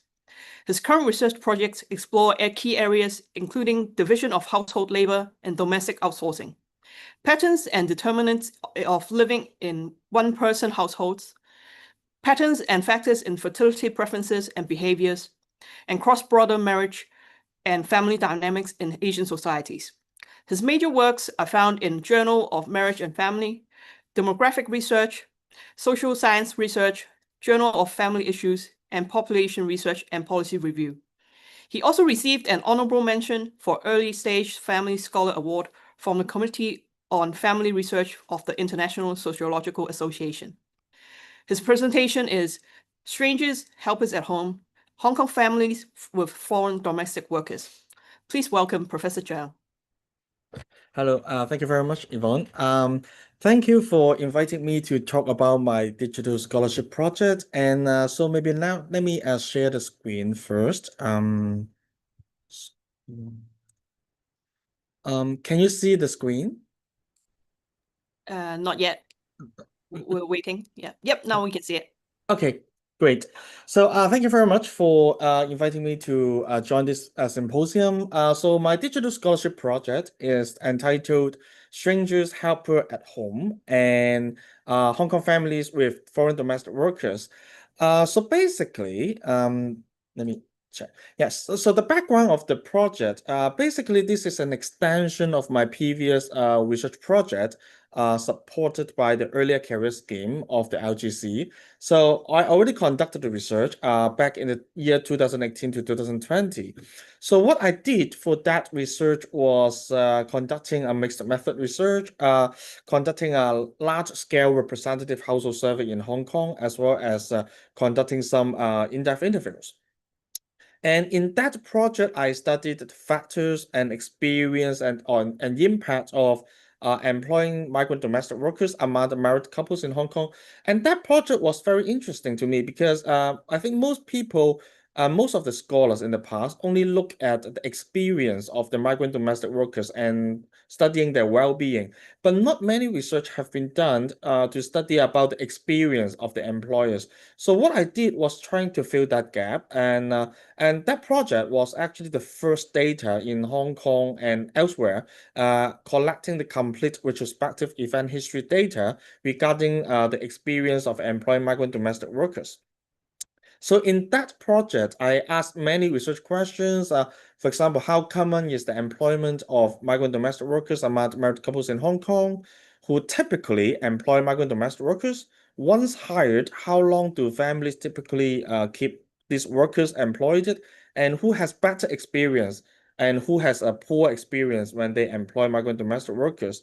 Which family need to change migrant domestic workers frequently?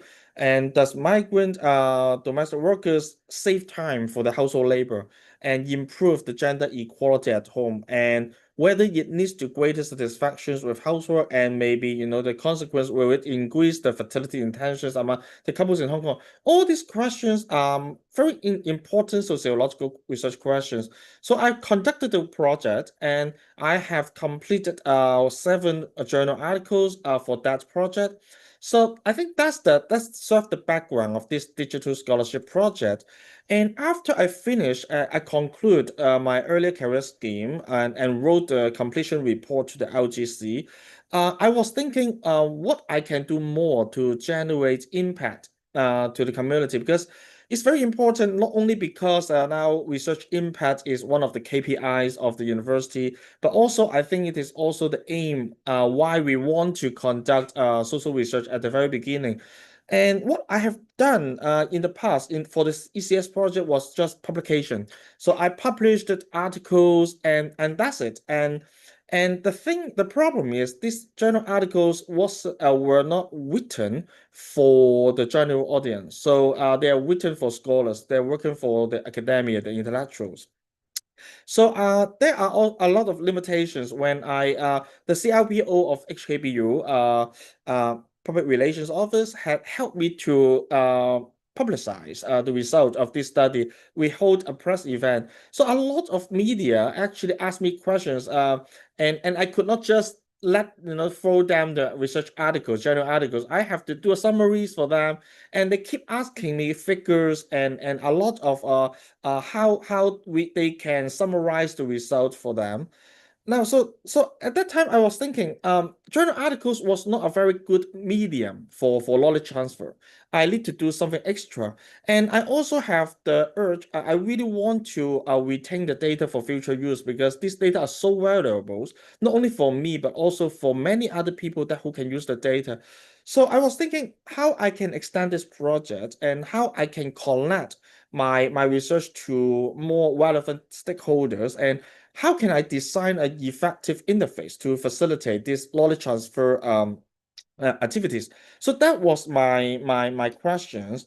So at that time I see that HKBU library, they had the digital scholarship grant, and so I was approaching and talking to the library, and they encouraged me to turn my research and into a public facing website summarizing my research and also trying to share the data using the resources. So at that time, I was thinking, okay, so if I'm going to make a project for this, who will be likely the stakeholders who can benefit from this project, who will use this data, who are going to read the website.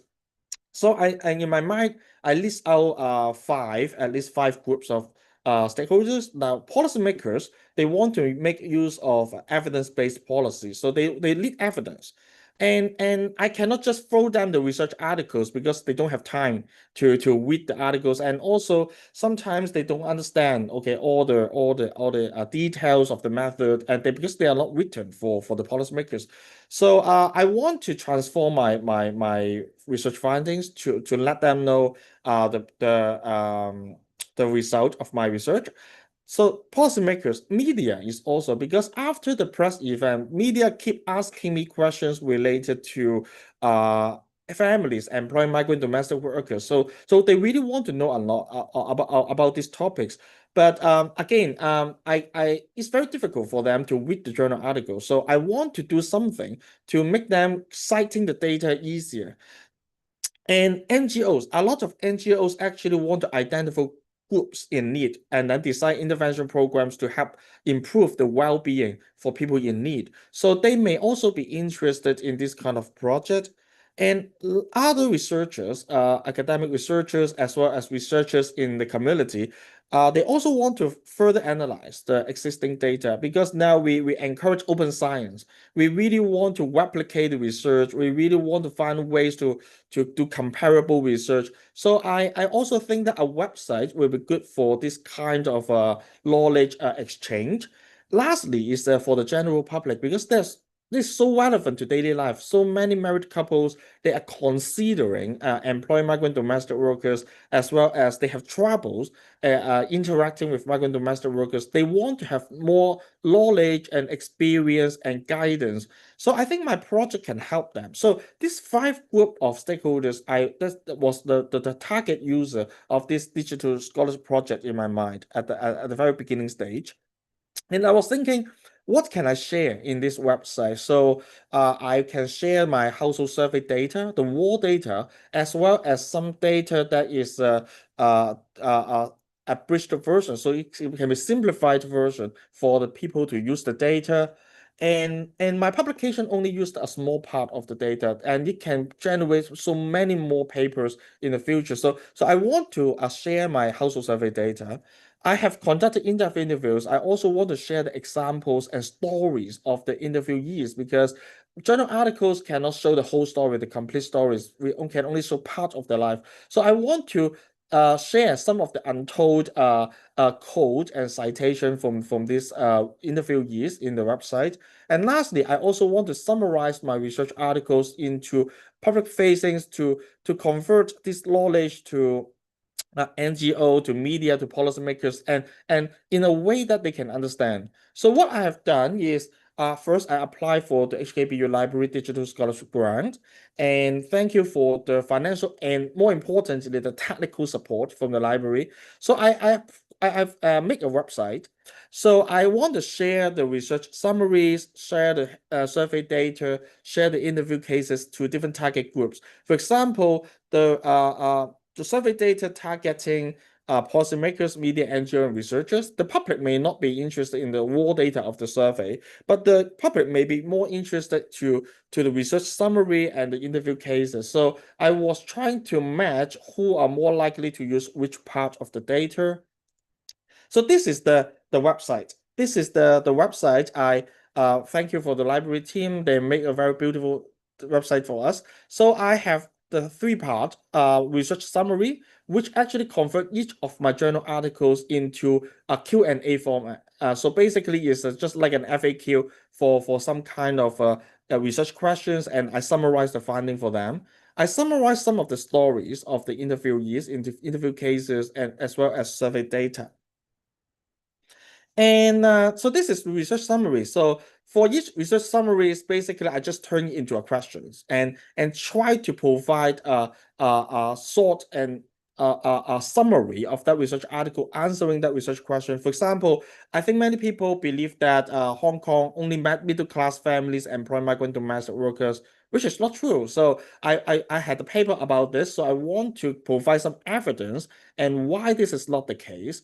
And of course, other questions like whether domestic workers can actually increase the fertility intentions, and why some people hire domestic workers for longer, why some people hire the domestic workers for shorter. And for each of these research summaries, I try to cross-referencing the original articles. So NGOs and policymakers, they want to have summaries. They may not want to have the actual journal articles to read at the very beginning. But when they write report, they also want original articles, because if you read a lot of NGO research report, they also cite academic research. So I cross-reference the academic research with the summary of the of my papers, so that I want to let them to have more useful references when they really want to use the data. So I convert all the figures in the original articles in a more user-friendly chart, because some in journal articles it's usually tables. We prefer a lot of tables, but to public, I think charts are more important. So I convert the format of the articles. Now, the big part, one of I think very interesting part of the project is to provide the data, the household survey data, to the public as well as other user. Now, I provide raw data as well as the HKBU library has helped me to convert the raw data into interactive chart using a Tableau. So I have two interactive charts, which I want to demonstrate here for very shortly, is how the data can help people to understand the situation in Hong Kong. So let me see if I can. Can you see this one? Can you see my browser? So basically, what I have done is two interactive charts here. For example, I want to know whether only middle class employ migrant domestic workers. So this is the household income distributions, okay, in my data. And I can click, for example, for those who are hiring domestic helpers in Hong Kong. Oops. Yes. Sorry. You can see that the chart change, right? So a lot of high income groups are employing domestic workers, but you can see that also there are a lot of employers of migrant domestic workers actually coming from low income household. But for what about I want to know whether people who have higher domestic helpers have better marital satisfaction. You can see that if for all the employer, all the families here, 20% of them are very satisfied with their marriage. For those who employ migrant domestic workers, you can see that 27% of them. But for those who do not hire domestic workers, you can see that only 18% of them are very satisfied with their marriage. So for this kind of interactive chat, the user can actually treat it as a sandbox to answer some of the questions in their mind. And also, I also try to give for the users to explore whether resources can improve their experience hiring domestic workers. So if you're interested, please go to the website. Actually, you can try to click, or you can select the income group. And for higher income group, for example, if you choose the high income group, the score for each domestic worker is higher. And then if you are a low income group, the score for domestic workers is actually lower. So who are having better experience? Higher income group. So the data user can do some bivariate analysis using this interactive chat on the Digital Scholarship website. And I also share the raw data. I think the majority variables, most of the variables available in the data, I already share in the open data. I only cut some of the variable which is related to privacy and that can be a very sensitive data. I have masked the data in the public version. But for most users, they can use most of the questions from the questionnaire. So I have included the questionnaire, field reports, etc. into the data website. And after that, because I really want to make more academic impact as well. So after the digital scholarship project, I also write a journal articles describing the data and publish in the journals, which cross-reference this digital scholarship project. So I think it's very important for us to have some kind of cross-referencing between digital scholarship project and academic research. So lastly, I also showcase some of the interview cases, making some quotation and then showcasing the stories of these interviewees.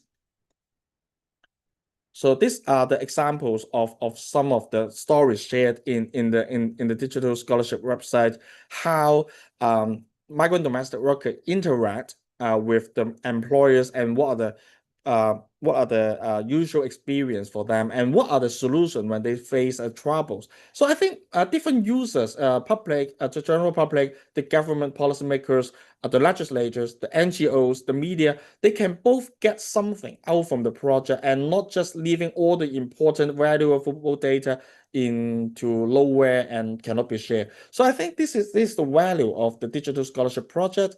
And so how do I use this project? I want to use the last slides to share what I've done. So after I complete this digital scholarship project, I sent out the digital scholarship projects to media as well, NGO and the policymakers. So I use this to talk to the NGOs. So in the past, usually I can just talk and without giving them a lot of examples. Now I can use the data, I can use the digital scholarship project to communicate with them. After sending out the project, actually I received invitations to meet with the legislators. I have went to the Legislative Council to talk to the legislator about the findings. They are not interested in the journal articles, but they are interested in this kind of digital scholarship project because they can understand it and they can showcase it to the government officials. And I also serve as speakers to certain NGOs after I communicate that with them about this digital scholarship project. So I think digital scholarship project is really a very important tool for me to extend the life of my previous research project, and which I think, I really want to take this opportunity to thank the HKBU Library for helping me to doing that. Okay, so that's my sharing. Thank you very much. Okay. Yes. Okay, thank you, Professor Zhang, for your very interesting presentation. I think your project is an excellent example of how traditional research can be transformed into an engaging public-facing website. Your use of data-driven storytelling and open data sharing interactive charts have created a very valuable resource, as you said, for the community, policymakers, researchers, and media. So once again, thank you and congratulations on your project. Our next speaker is Professor Cindy Ju, a professor in the Department of History. She writes about the Catholic Church and Catholic sisters in mainland China and Hong Kong. She has published 19 books and over 60 articles in edited volumes and academic journals.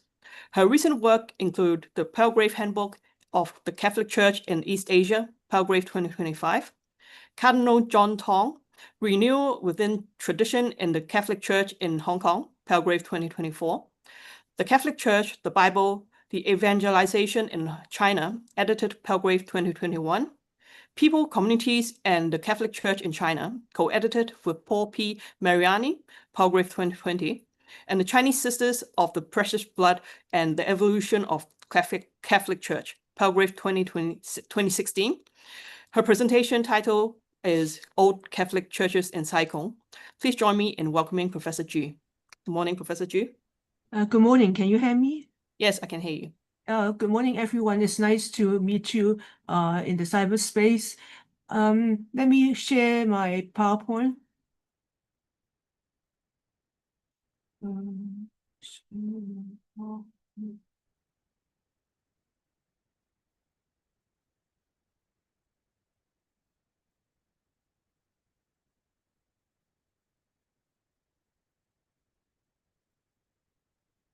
Now, my project is on 10 very old Catholic churches in the northeast part of Hong Kong, in Sai Kung. They were built in the early 20th century, and they were built all by Italian priests. The Italian priests had much power in Hong Kong at that time, but they also went to very remote places to spread the faith to the Chinese people. This was the very characteristic of foreign missionaries of the Catholic Church. They like to go to very remote places and to spread the faith to the villagers, the farmers. This is a bit different from Protestants who usually stay in cities. So the examination of these 10 churches will help us to see what the missionaries had in their mind when they built these churches, and how these churches are like now, and if we want to preserve them, how to do. We want to preserve that history because it's valuable, but by preserving this history, we also have to preserve these churches, the buildings itself. So it's important to have a very complete view of these churches. Here we use the 360 tour. We use the 360 tour to show the churches to see how they are. So we actually built 10 of these virtual tours, and these are the names of the churches. They are in Sai Kung, and the view is very nice and it's good for hiking. So if you like to go, I would suggest you to go to these places, very nice places, like the Medley Host tour. Okay, there are 10 Catholic churches which were built by the Italian missionaries, and they put much focus on the rural areas and the villages. By building these 360 virtual tours, it demonstrates the interactions and the early development of Chinese villages.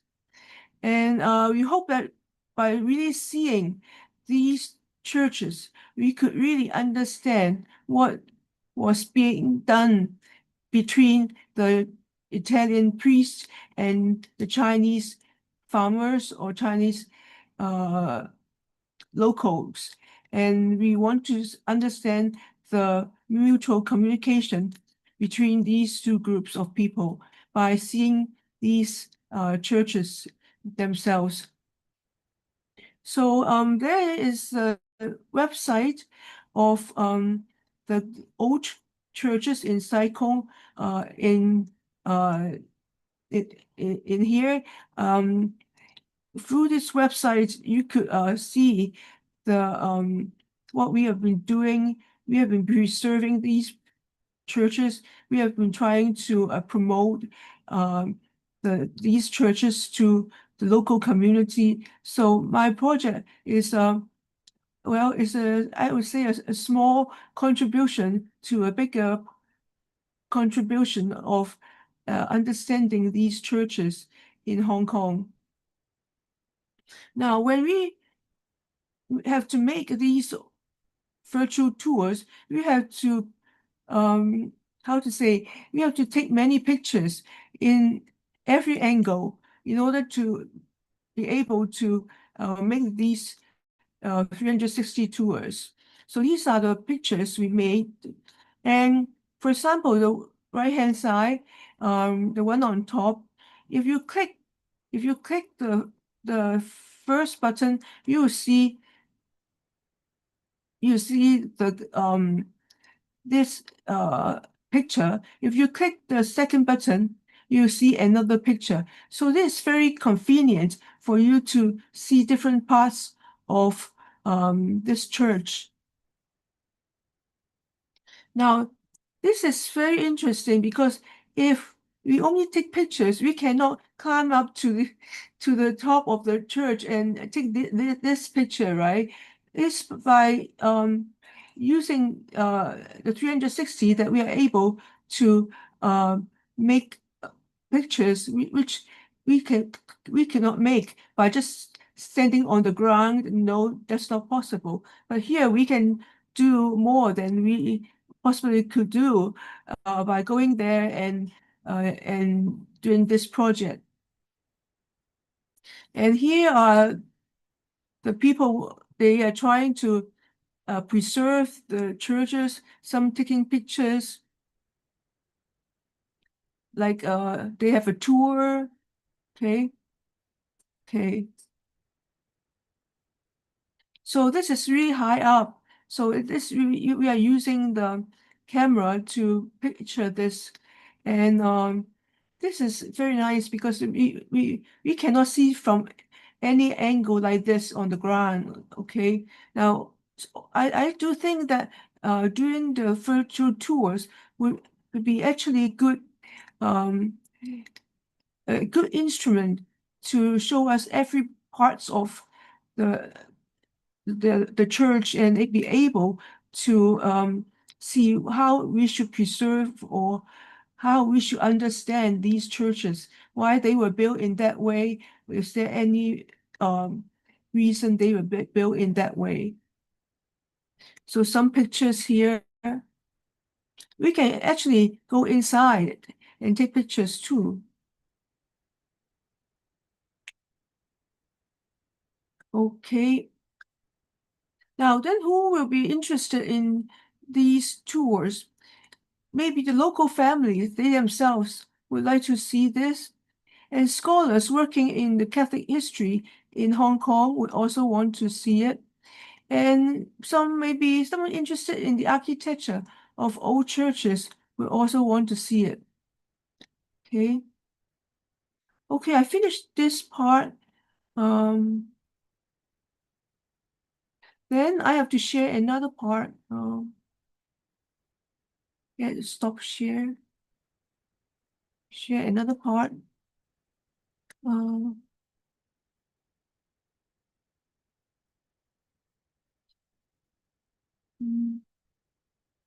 Is this okay? Let me check. How can I make it larger? Now, this is the old Catholic churches in Sai Kung, and we have made the 10 virtual tours. You can click here, all routes, and we can see these churches. For example, we can try this one.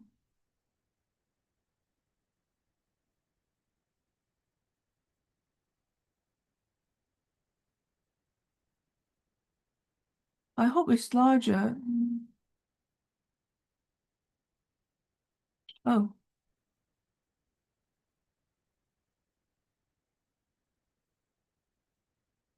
Now this is one of the churches. This is called the Shamchong Church. Now first we have the overview. Now this is really nice to see the overview of this church.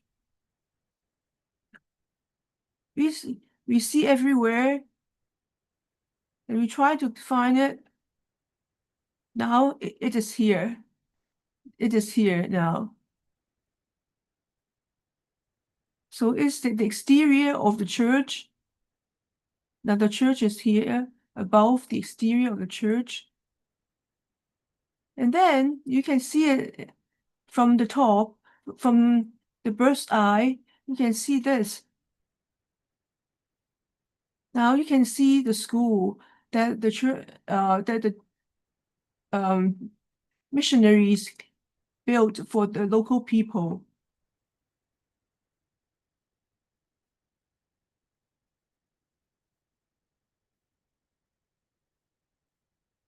So you see from the bird's eye, the hole in the building. Okay. Now you can see inside. So you see it's rather in ruins. So that's the ceiling is, the roof is all crashed. So you will have to see whether it's possible to preserve this church because of its situation.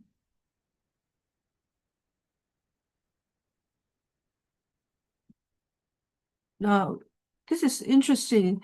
Then you can just press this and you go to here. It's very, I think this is very fun to see. I would like to have more of these tours because it's interesting and fun. So you press everywhere.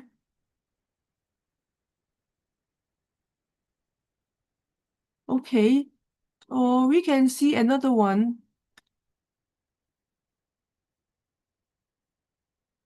Now, you see it's in a very remote area also.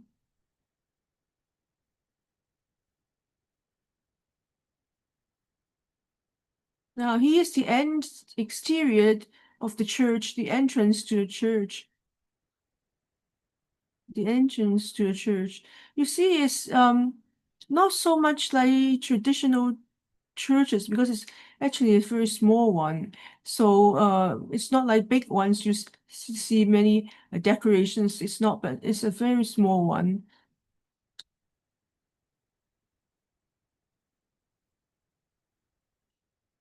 Now, so you can press, and then you can go to this. So it's very convenient. And inside, you can see inside just by one press.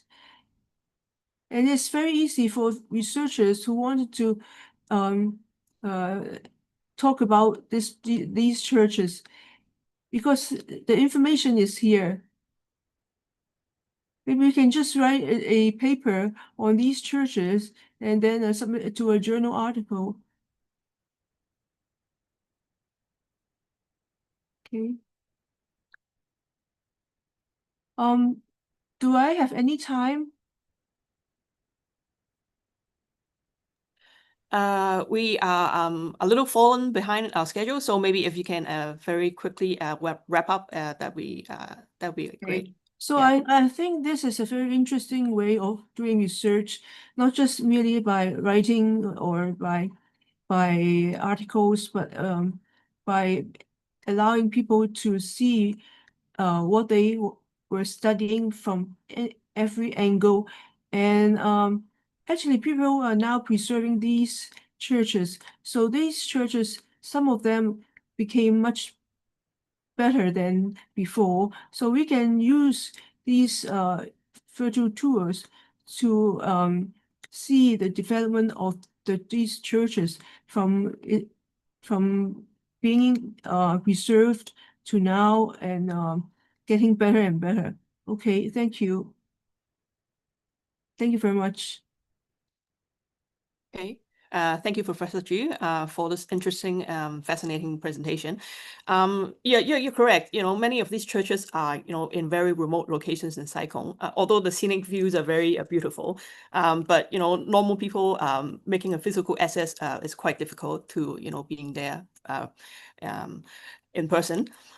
So I think your project has provided a very remarkable digital access, preserving these historic sites and raising public awareness of their significance. And it's also very easy to use. You can, at the convenience of your mobile device or computer screen, you can, very easily access those historical sites and view all kinds of angles and perspective of the churches. So that's a wonderful project idea. So once again, thank you for your efforts. Thank you. Yeah. Our next presenter is Dr. Darren Zhang from the Department of Geography.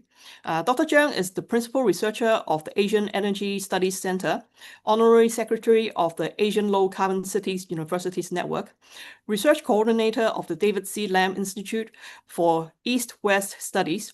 Dr. Zhang obtained his MA in Social Science from the Hong Kong University of Science and Technology and completed his PhD study in 2015 at the University of Hong Kong. His thesis investigates the dynamics between government, developers, and community in land supply and land use planning of public open space in Hong Kong. Dr. Zhang's research interests include sustainable energy transition, energy and planning governance, and energy and urban geography. Prior to joining HKBU in 2017, he served various teaching and research positions in the Department of Urban Planning and Design in the University of Hong Kong. His presentation title is Asian European Energy Map, Data Sharing and Multi-Sector Partnership Towards Carbon Neutrality. And now please welcome Dr. Zhang. Hello, Dr. Zhang.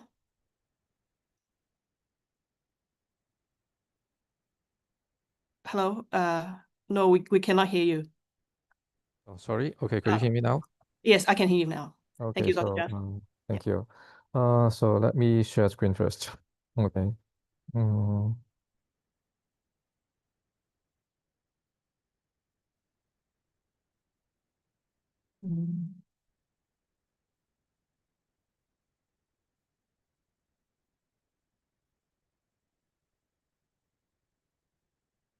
Well, I'm not sure if it works well, but I'll try to share screen and see what happened. Okay.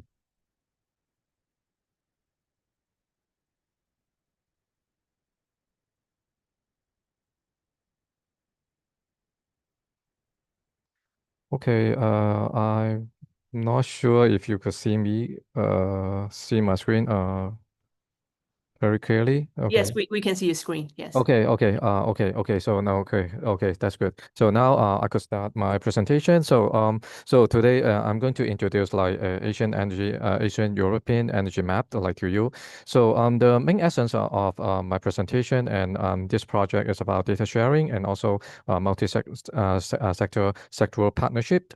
So before, I officially start the presentation and talk about the details. I would like to take this chance to to acknowledge and to thank you for the support from various department from the Department of Computer Science the Hong Kong Baptist University Library and then the KTO and also some of the outside partners for contributing the data and then for the technical help. So without you, I don't think we could be so successful and so smooth to conduct this project. Okay, so let's talk about a little bit more about ourselves. We are from the Asian Energy Studies Center. So over the years, so we were here established for more than 10 years, in HKBU. So under the Faculty of Arts and Social Science, and so basically we dedicated to do multidisciplinary research. Okay, we focus on energy transition, smart and renewable energy systems, and also community engagement, and toward a carbon neutral future. So this is what we do, and Okay, this map is basically a part of a bigger project, so which is called the C, or we call the C project, Smart Energy Community Project. So in this project, we emphasize like the community engagement. So in terms of the use of like smart energy technology, so that so we ask them to try to think about the use of smart technology, and then in energy to think about the energy and the life, and also to envision the carbon future of the community. The next page. Okay, so then this is some of the basic ideas that we try to connect from each household or each individual, and then to try to connect them to a community. Okay, so through so-called human technology interface. Okay, through the smart technology. Okay, that we are trying to use in this project. Okay, so that's so-called. So with this, like we try to create a concept like smart energy community. So which is basically two things. Okay, so the two main components of it will be energy saving and also the solar power generation in order to achieve like the more smart energy community. Okay, so in this sense, like in this concept, one thing it is very important is about so because we use smart technology and we promote them to share the data, and then so data trust is very important. So with and for our communities. And then a little bit more about this project. So so we asked them, we use app, and then to try to show some real-time data to the households, and then so that they could understand their energy consumption. And then we also asked them to have like some community engagement program, so that we call it deep engagement, so that we conduct that in 4 communities with about 600 households. We try to do with both those things, app-based community engagement. We try to see whether they could be engaged as a smart energy community, and also to achieve like some carbon reduction and also some energy saving, and also to promote the use of solar energy. So this is the basic idea.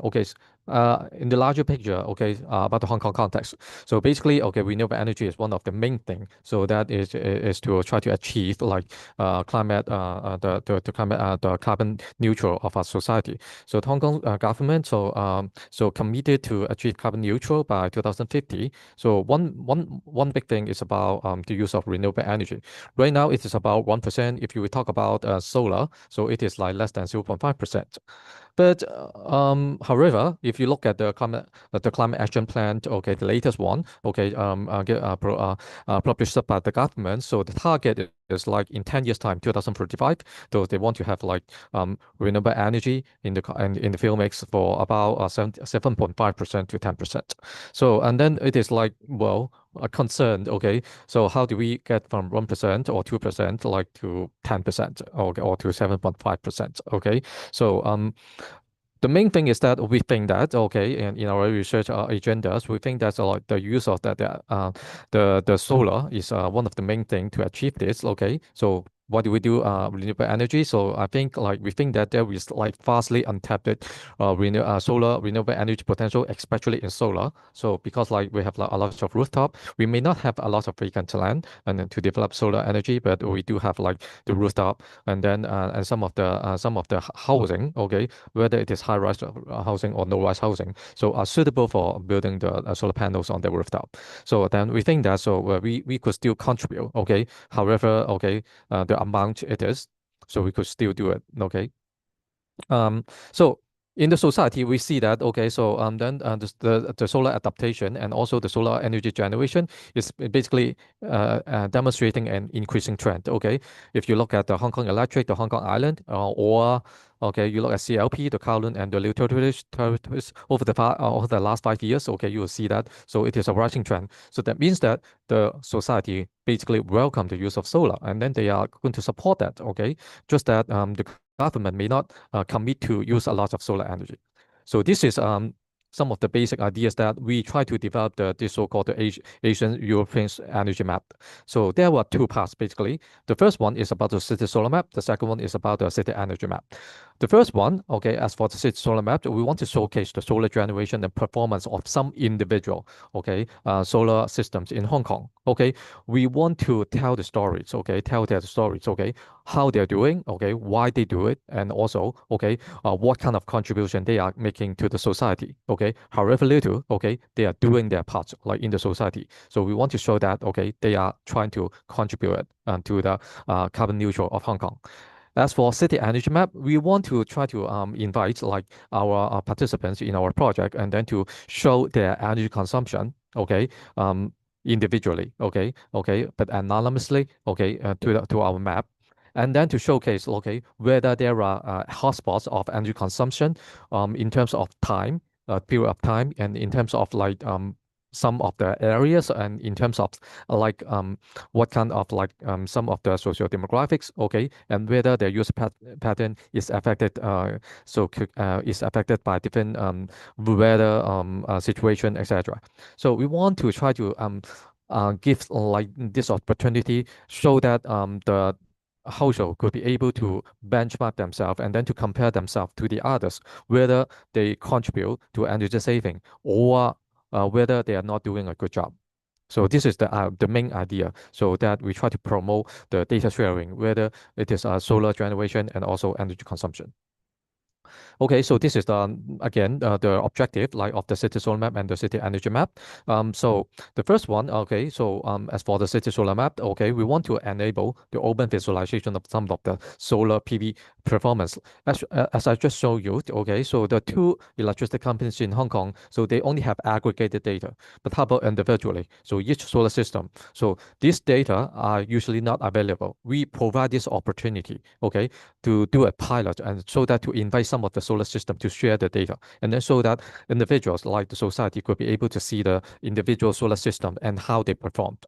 And then we also try to take this opportunity to try to identify the key challenges in building this kind of platform. So whether, okay, to ask them to share the data, to try to import a large amount of data on the platform, whether, okay, we could so there is any technical difficulties, and then how do we overcome that, okay? And then we try to take this opportunity to tell the market, to tell the society. So this is actually there are some beneficial, not just an environmental, but also the financial and also some social benefits, like which is good for the society. And then so this is the main thing, the main key objectives of the city solar map. As for the city energy map, okay, so we try to showcase, okay, so the energy used in different communities, not just in Hong Kong. So as I just I'll show you later on, okay, so we have different cases like in different societies like across like Asia and Europe, and then we're trying to show it to you, okay, so there are different hotspots and different patterns, okay,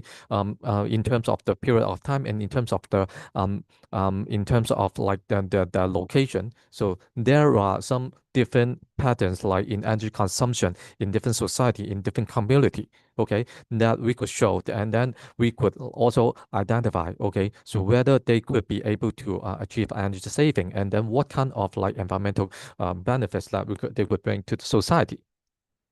So this is like the actual the UI, the user interface of the Asian energy map. This is the city solar map.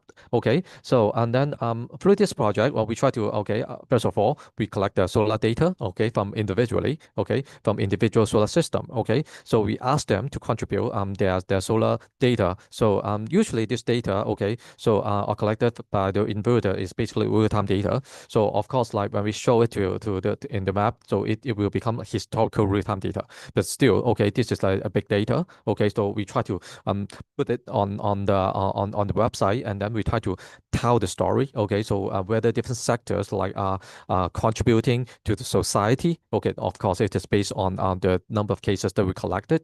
Okay, so we try to develop this map, okay, by like pointing all the individual solar system, and then to try to showcase so their, okay, contribution and their actual performance, okay, and also whether, okay, their system is doing good or not.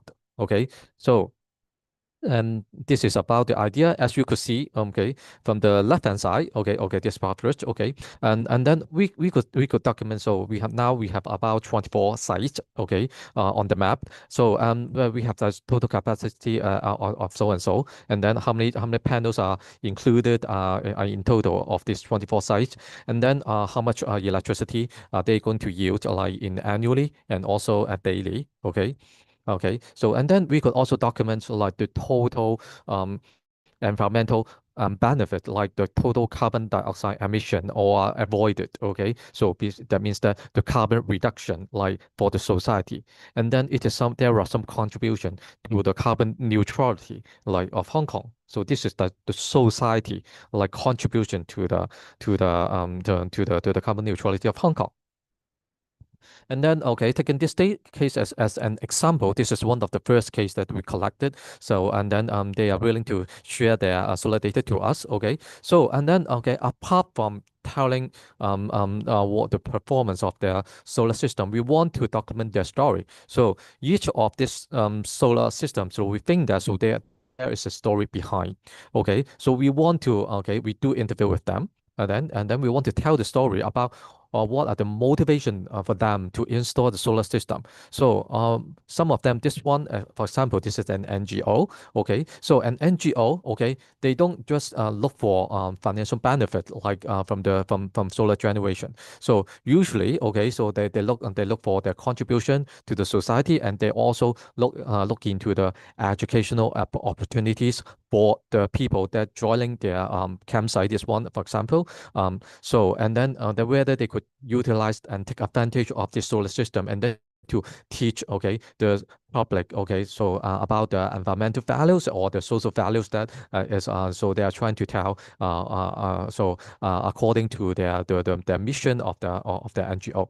So in this case, like, well, okay, we want to document some of the highlights, some of the feedbacks, okay, whether they want to use it, okay, why they want to install the solar system, okay, how they are going to use it, okay, what they are, if they have some vision or there's some values like that they would like to add to the society in the future. So what do they think about that? So this is what we want to highlight in the solar map.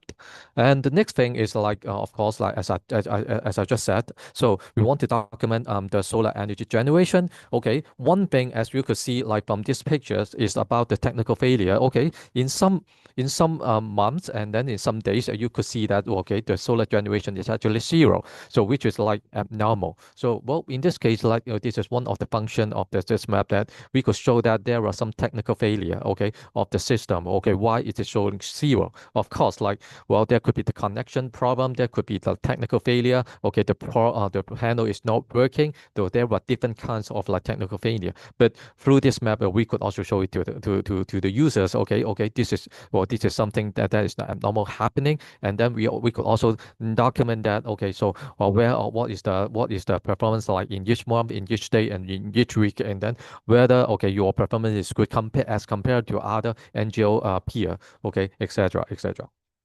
Okay, and we could also document the individual impact, environmental impact of the solar system. Okay, how much carbon reduction they contribute to the society, equivalent to how many trees they planted, or how many power, or they could support the household, etc. So this is the essence about the solar map. Okay, so I'm going to skip this. Like now, basically, okay, we collect this data. We can also do some analysis for our research. So we have the interview, we have the solar data. So in combination, we could do interdisciplinary research. Well, this is some of the preliminary findings that we do. Okay, so we do the interview, we do the solar data, and then okay, so this is about the system capacity that we collected, and then in comparison, as you could see, okay, if you are looking at different sectors, like the solar generation is actually not even. Okay, some of them, okay, so they do better, okay, in terms of the per kilowatt generation I'm talking about. So this is like the actual performance, like in comparison in 2020p, as you and you could see that now some sectors are lagging behind, some sectors are doing better. Why is that? Okay, so there is a story that we could tell. We could do some more analysis, and we do, and we actually did, and contact them and do follow-up research. Okay, but this is not the focus of this this presentation. That I'm going to skip it here. Okay, unless you have more interest to learn more about that. Okay, talk in the Q&A. Okay, so then, okay, so we also asked, okay, why they are doing that. So okay, of course, financial benefit, and also the educational benefit, and also the environmental benefits are some of the highlights. Okay, so different sectors, they have the different focuses, as we could see. Okay, so and then talk about the energy map, city energy map. Okay, so city energy map is we try to showcase like what are the energy consumption pattern, what are their achievement in energy saving in different community in not just in Hong Kong, but as you could see there were three spots that we show here. So we have like communities in Hong Kong, we have communities in Bristol, UK, and we also have community in Seoul, South Korea, and then to showcase like their effort.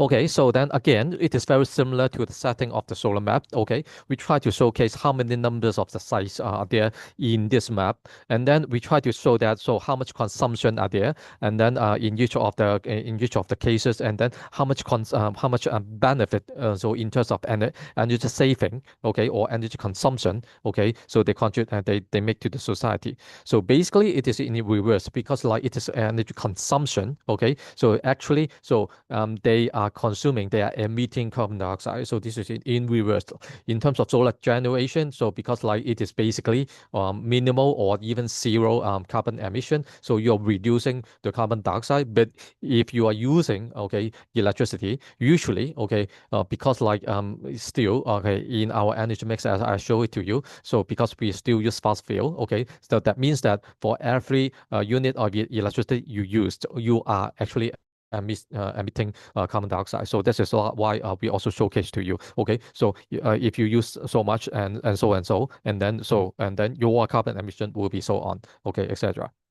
Okay, so then so this is Bristol. Okay, so that we have two communities in Bristol, and then okay, this is about their contribute their consumption, and then what does that mean to us and the carbon emission, and then this is in Seoul. Okay, we have one community, and also we have in Hong Kong. So and then we have like 4 communities. Okay, this is one of the example that we taken out. So and then we could also show the electricity consumption. Okay, so in terms of like how much they perform. Okay, in terms of consumption, okay, and whether it is like in comparison with other okay community stakeholders or different communities or even across like South Korea or the UK, are they doing good? Are they doing a good job in consumption, or they are doing a bad job, bad performance, okay, etc.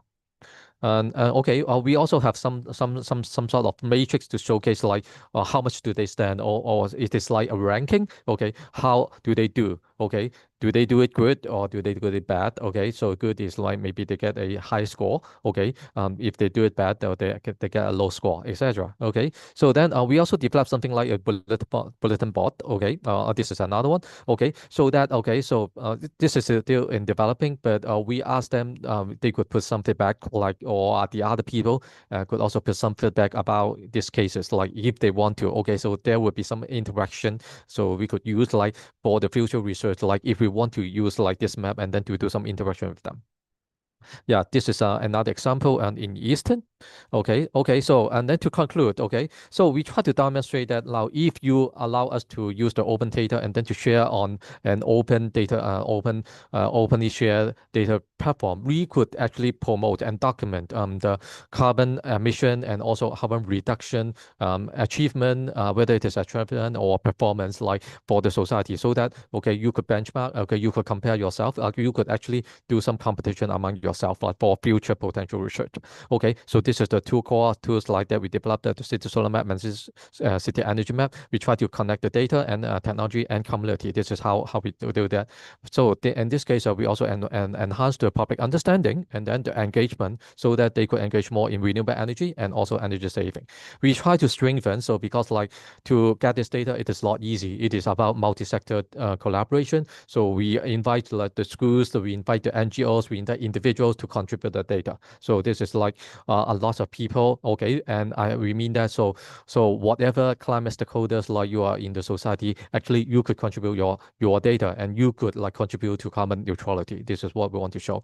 And then the real-time data is actually visualization is actually they could support a research, that could support like the showcase of this as the map show it to you, and also it supports the policy making and also citizen awareness. Okay, last but not least, like okay, the future research function, okay, we try to explore more data sharing, okay, and more partnership. And also we try to see if we can involve more smart and analytics or also an AI in this map to improve like the map function. And also we also encourage the community-led innovation, okay, if there are the future projects allowed, okay, and then to try to collaborate with different stakeholders in terms of more enhance the open access or data governance, etc. Okay, so this is like towards the end of my presentation. Okay, so if you have questions, so I could welcome the question at the end. Thank you so much.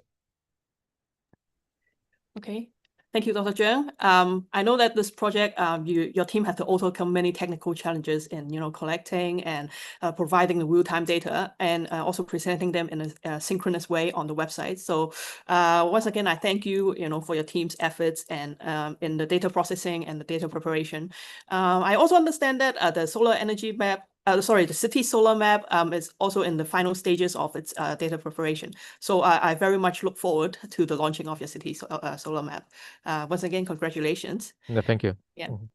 Okay, and our final presenter for today is Professor Yupeng Li. He is an assistant professor in the Department of Interactive Media. Professor Li leads innovative research in societal AI, trustworthy LLMs, and human AI collaboration paradigms. His passion for interdisciplinary research fuels his application of advanced AI and algorithmic techniques to tackle cutting-edge challenges for social good. He is the director of the AI and Social Good Lab at the AI Media Center. His work has been published and orally presented in quality journals and conferences. Professor Li serves as the information director for the ACM transactions on social computing and has been TPC co-chair for an ICDCS research track in 2024 and Social Meta 2023. He actively contributes to technical committees of leading conferences in social computing, AI and networking, and has been recognized as a distinguished TPC member of IEEE Infocom in 2022 and 2024. His contributions have earned him competitive research funding from national, provincial, municipal, and industry sources. Professor Li was awarded Microsoft Research Asia Star Trek Scholar, the Dean's Excellence Award, the President's Award for Outstanding Performance as an Early Career Researcher in 2025. His presentation title today is Mapping the Pulse of Hong Kong, Unveiling the Movie and Song Pop Culture Map. Welcome, Professor Li. Well, thank you very much, Yvonne. So let me test my presentation. So can everyone see my shared slides? Yes, we can Yes. see your slides. Yes. Okay, great. Yeah. Yeah, thank you very much, Yvonne, for the kind introduction and invitation to this digital scholarship symposium. So this is Yupeng Li, and someone call me Ivan as well. So I'm an assistant professor from the Department of Interactive Media from School of Communication. And today I'm going to talk about the our DSG projects. So with the joint efforts, with the collaboration with the library. So our projects is actually delivered a platform which is called the 香港流行文化地圖, 香港流行文化地圖, right? And today's talk is we're gonna introduce the story behind this platform, and the title is Mapping the Pulse of Hong Kong, Unveiling the Movie and Song Pop Culture Map. So let's get started. So first thing first, so we all know that Hong Kong's cinematic and musical heritage is very precious, right? So this is not just the a memory and a community memory for Hong Kong local people, but also for the community memory for those who is familiar with Hong Kong's cinematic and musical heritage. So the story is that back to my primary school, junior high school, right? So me and my friends, we watch the Hong Kong movies and listen to the, those Guangdong Go, right? Every day. And they are the, the pop, right? At my age, okay? So we're wondering, so while watching Hong Kong films, have you ever wished to step into these vibrant on-screen scenes to take them off your bucket list, right? I think that's the motivation for some tourists as well, right? For example, for 喜劇之王, right? There's some on the screenshot is on this Dude Lee role, right? And Team Mamat, right? Is in Budo Jiao right? And while listening to this Cantonese songs, have you dreamed of uncovering the lyrics behind hidden sports, those point of interest to truly feel the melody's heartbeat, right?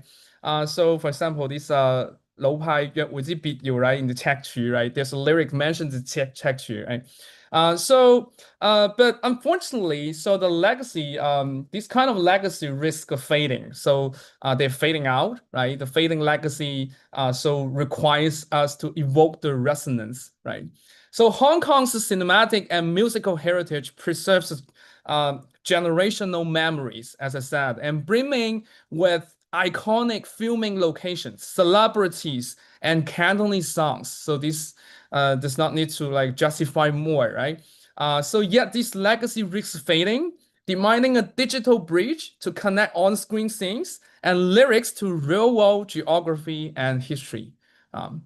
So then, motivated by this, we propose an interactive map platform called Hong Kong Pop Culture Map, 香港流行文化地圖, to awaken recognition of Hong Kong cultural roots and revitalize Hong Kong tourism. Okay, so here's our goals. So I would like to use the Chinese characters, right, to summarize our goals, but I will explain it later. I promise I explain later before the end of today's talk.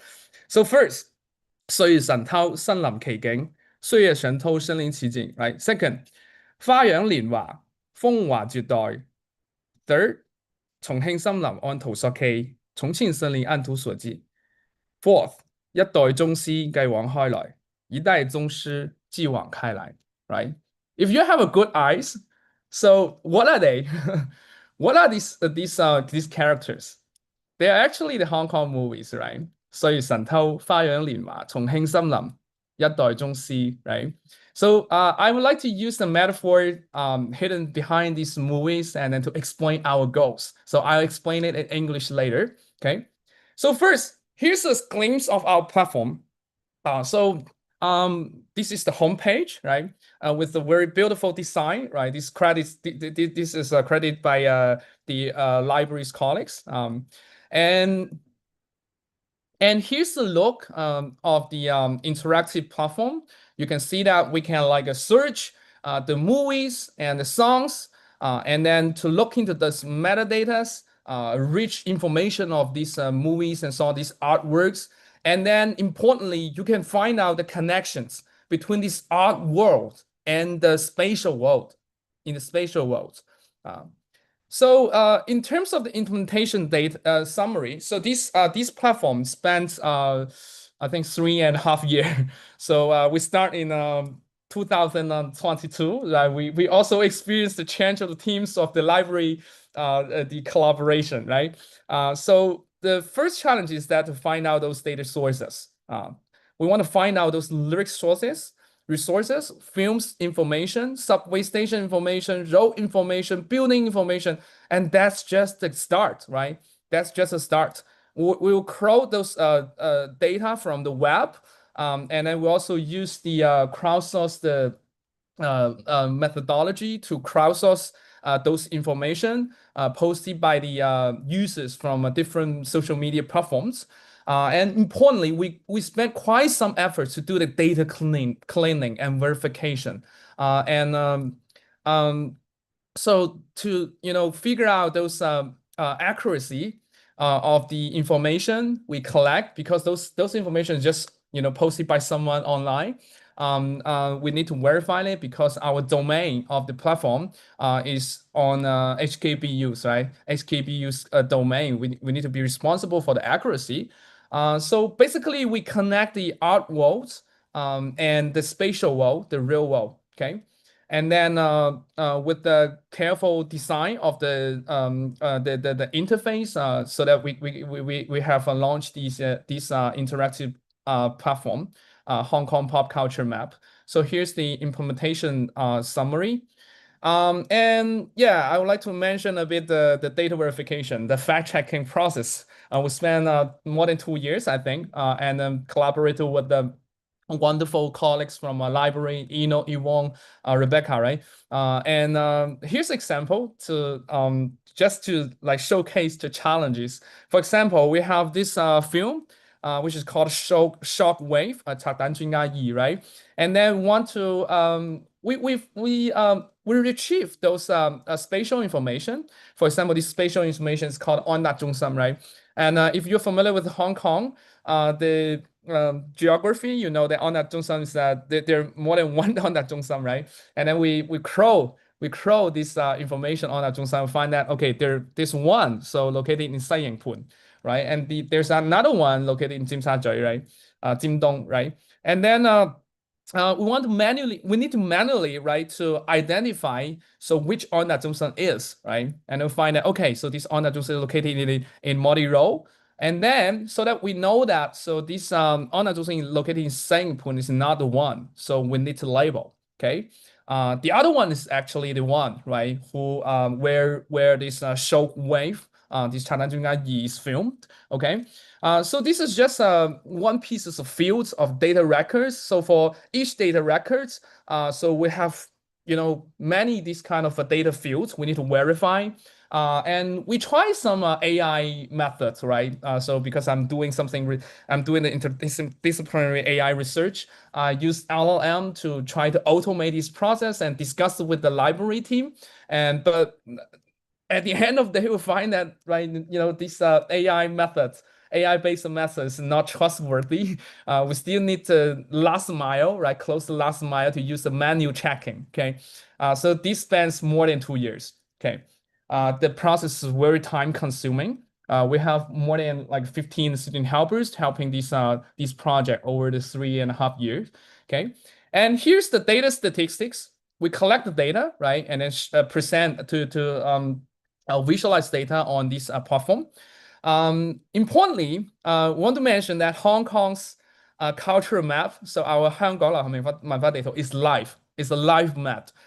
We from time to time we're updating this data. We updating. How to say we adding this new data, right? We have launched with over 1,000 records, featuring over 100 iconic films, Hong Kong films, and around 120 memorable Hong Kong Cantonese songs. And this also corresponds to over 800 unique locations across the city. So because each film and each song, they may have more than one corresponding locations, okay? So for example, our film timeline runs from Dim Ji Bing Bing, right? From the 70s to the Ji, right? Limbo, right? It's a recent year. Our music collection covers the Taiping San Chengo, right? Back to the 70s.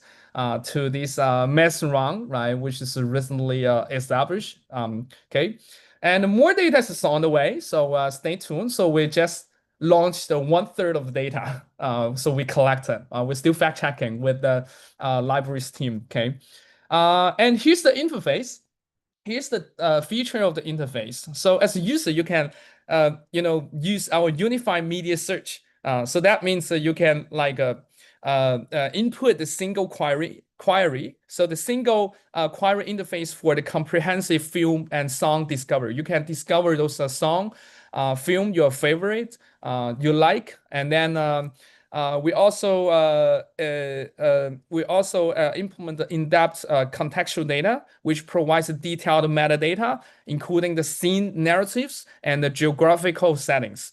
Importantly, we also connect, as I said, these projects basically connect the art world and the spatial world, right? So we have built up this geospatial exploration interface, which is a dynamic map allowing users to navigate and connect the media to real-world locations. So in short, as a user, you can, you know, explore our platform starting from your favorite songs and movie.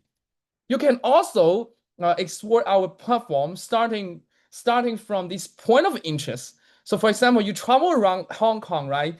You just travel, you are at the Tsim Sha Tsui, right? You can look around. So where, so what are the this Hong Kong movies and songs, they're filmed and they're created, they're related to Tsim Sha Tsui, right? You can track around and then you can, daka, right? This is very interesting. And later we'll see that it's surprisingly attractive, right? We attract some attentions on social media. And here's a demo. Here's a demo. So here's the homepage. Here's the homepage of our platform. And for example, you can search the variable films and the songs, right, through this search engine. You can like rank it, like sort it according to different rules. And here's just example. Let's say we search the info affairs, Mogando, right?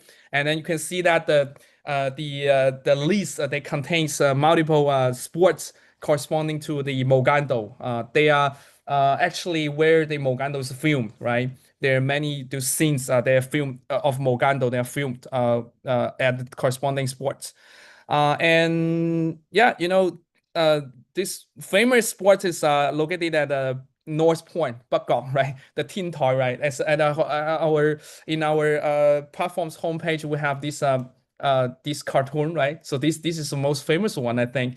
And yeah, Liang Qiwei says that. No, sorry, 是劉德華 says that 我以前冇得揀 right， 而家我想做個好人 right。This is a famous script, right? And then you can see that there those detailed and rich metadata about this scene, about this film, and about this scene. Okay, and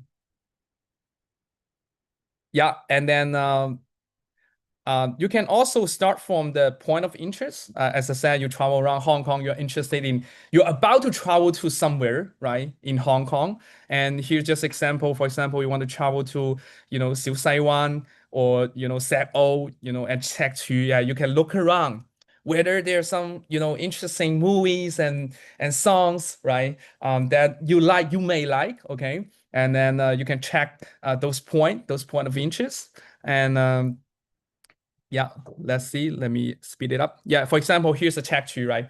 And there's a song, as I just presented, 老派約會之必要, right? By 張天賦, right? And then it mentions the check tree, right? And then you can also, can you hear the song, right? I'm playing playing back the song, right? You can also like listen to this song, right? Listen to this song on our platform, right? I'm not sure whether the audio is sharing, but now the song is playing back. Okay.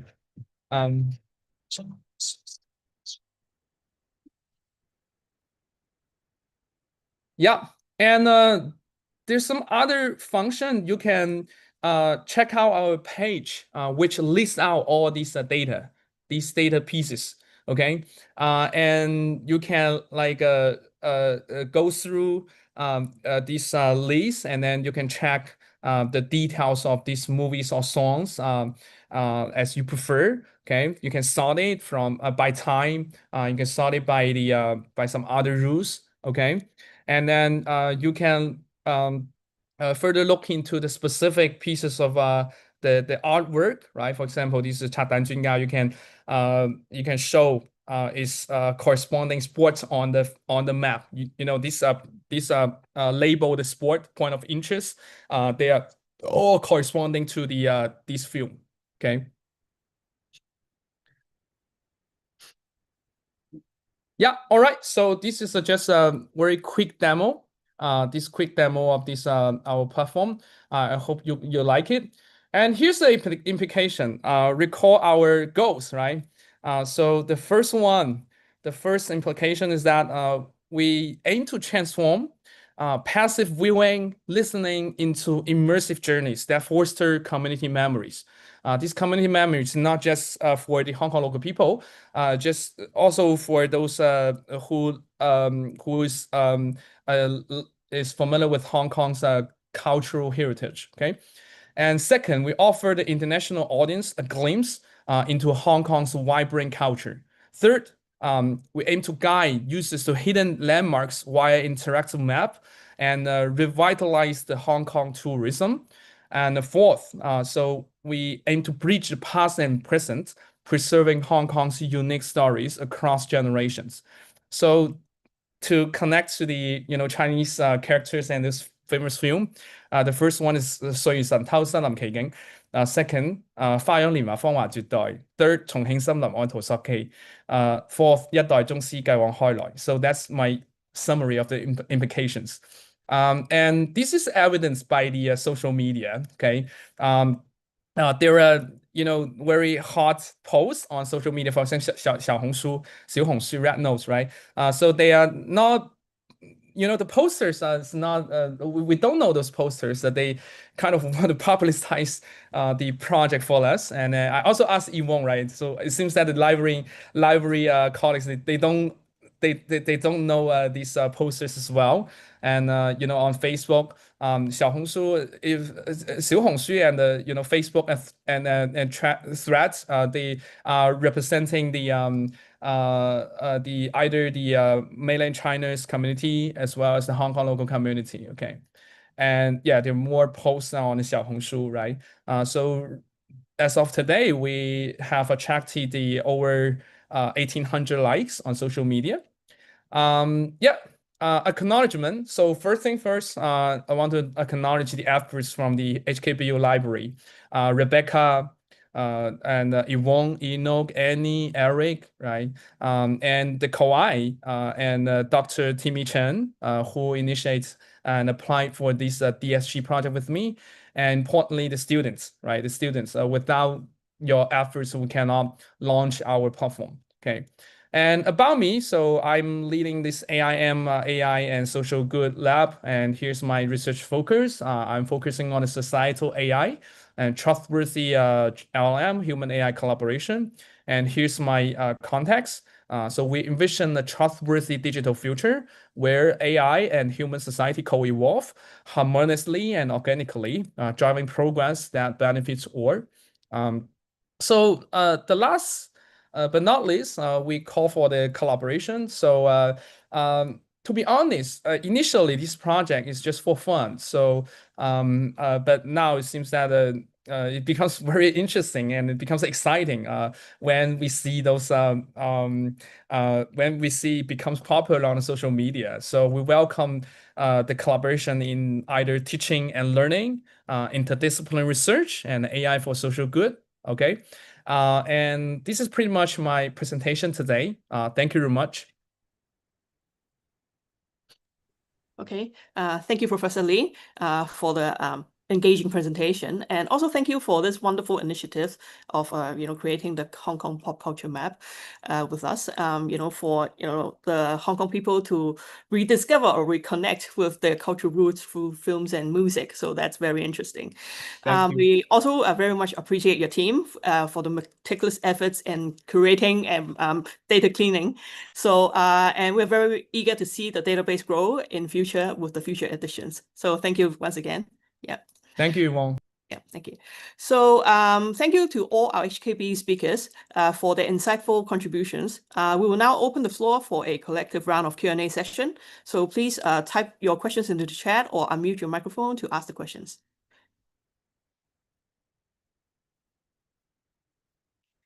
Okay. Do we have any questions from the audience?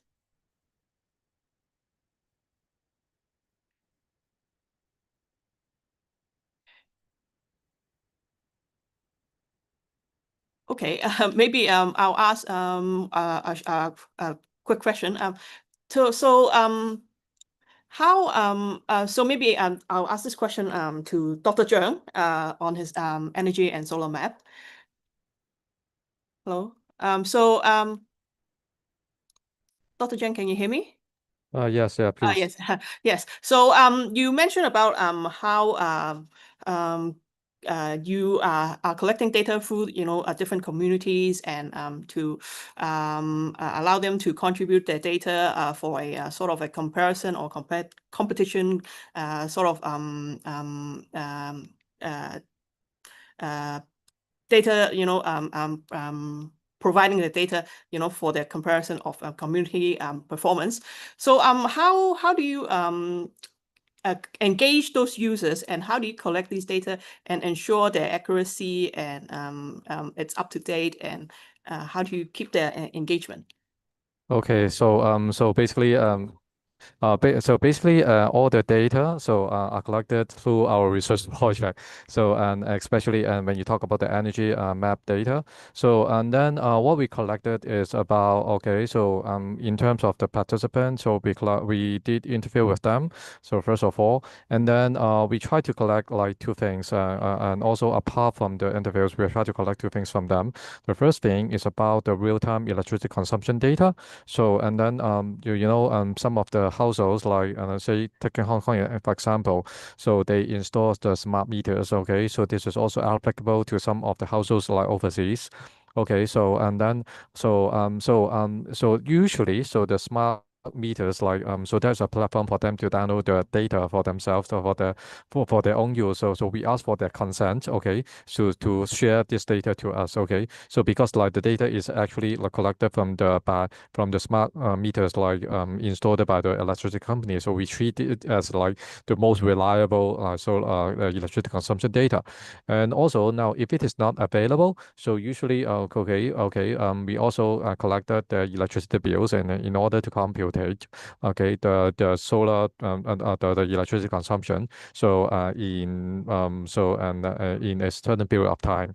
So because like electricity bills is a little bit more tricky. So because like sometimes like it is by monthly bills, sometimes it's like the monthly bills, and then the period collected or the bill period for each person is different. So again, so if this is the case, then there will be more technical challenges like in order to like consolidate the data and then in order to put it back into the server. Okay, and yeah, okay. So I think I didn't mention that also. So I think so once again I want to thank you, your team, and then Yvonne and your team, and for your great effort like to putting the data up. So because like as you know, so we use the API to feed the data in. So and then so there's a lot of like like technical issues that behind that we need to make sure that the things could be shown. Okay, so I think like basically we collect the electricity bill data and also the real time data from the electricity meters. Okay, so this is the main answer to your questions. Thank you. So. Okay. Thank you, Dr. Zhang. I noticed Professor Kara Chen has raised her hand earlier. Professor Kara Chen, are you still with us? Thank you. I have a question for Cindy. I found that your project is very interesting. My question is, as a history scholar, is it possible to extend the project to include stories of people who are related with these sites?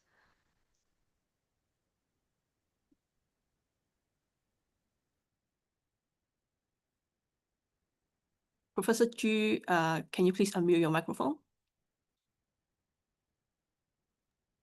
Sorry. Yes, it is possible because the families who were in Saigon during the time of the Italian missionaries, they still have their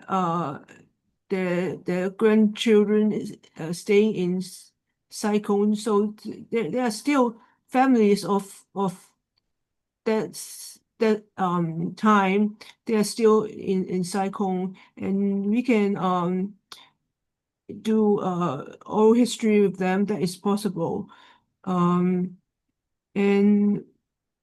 the way we do this is because we want to show the exact nature of the churches, how they were and why were they built in this way.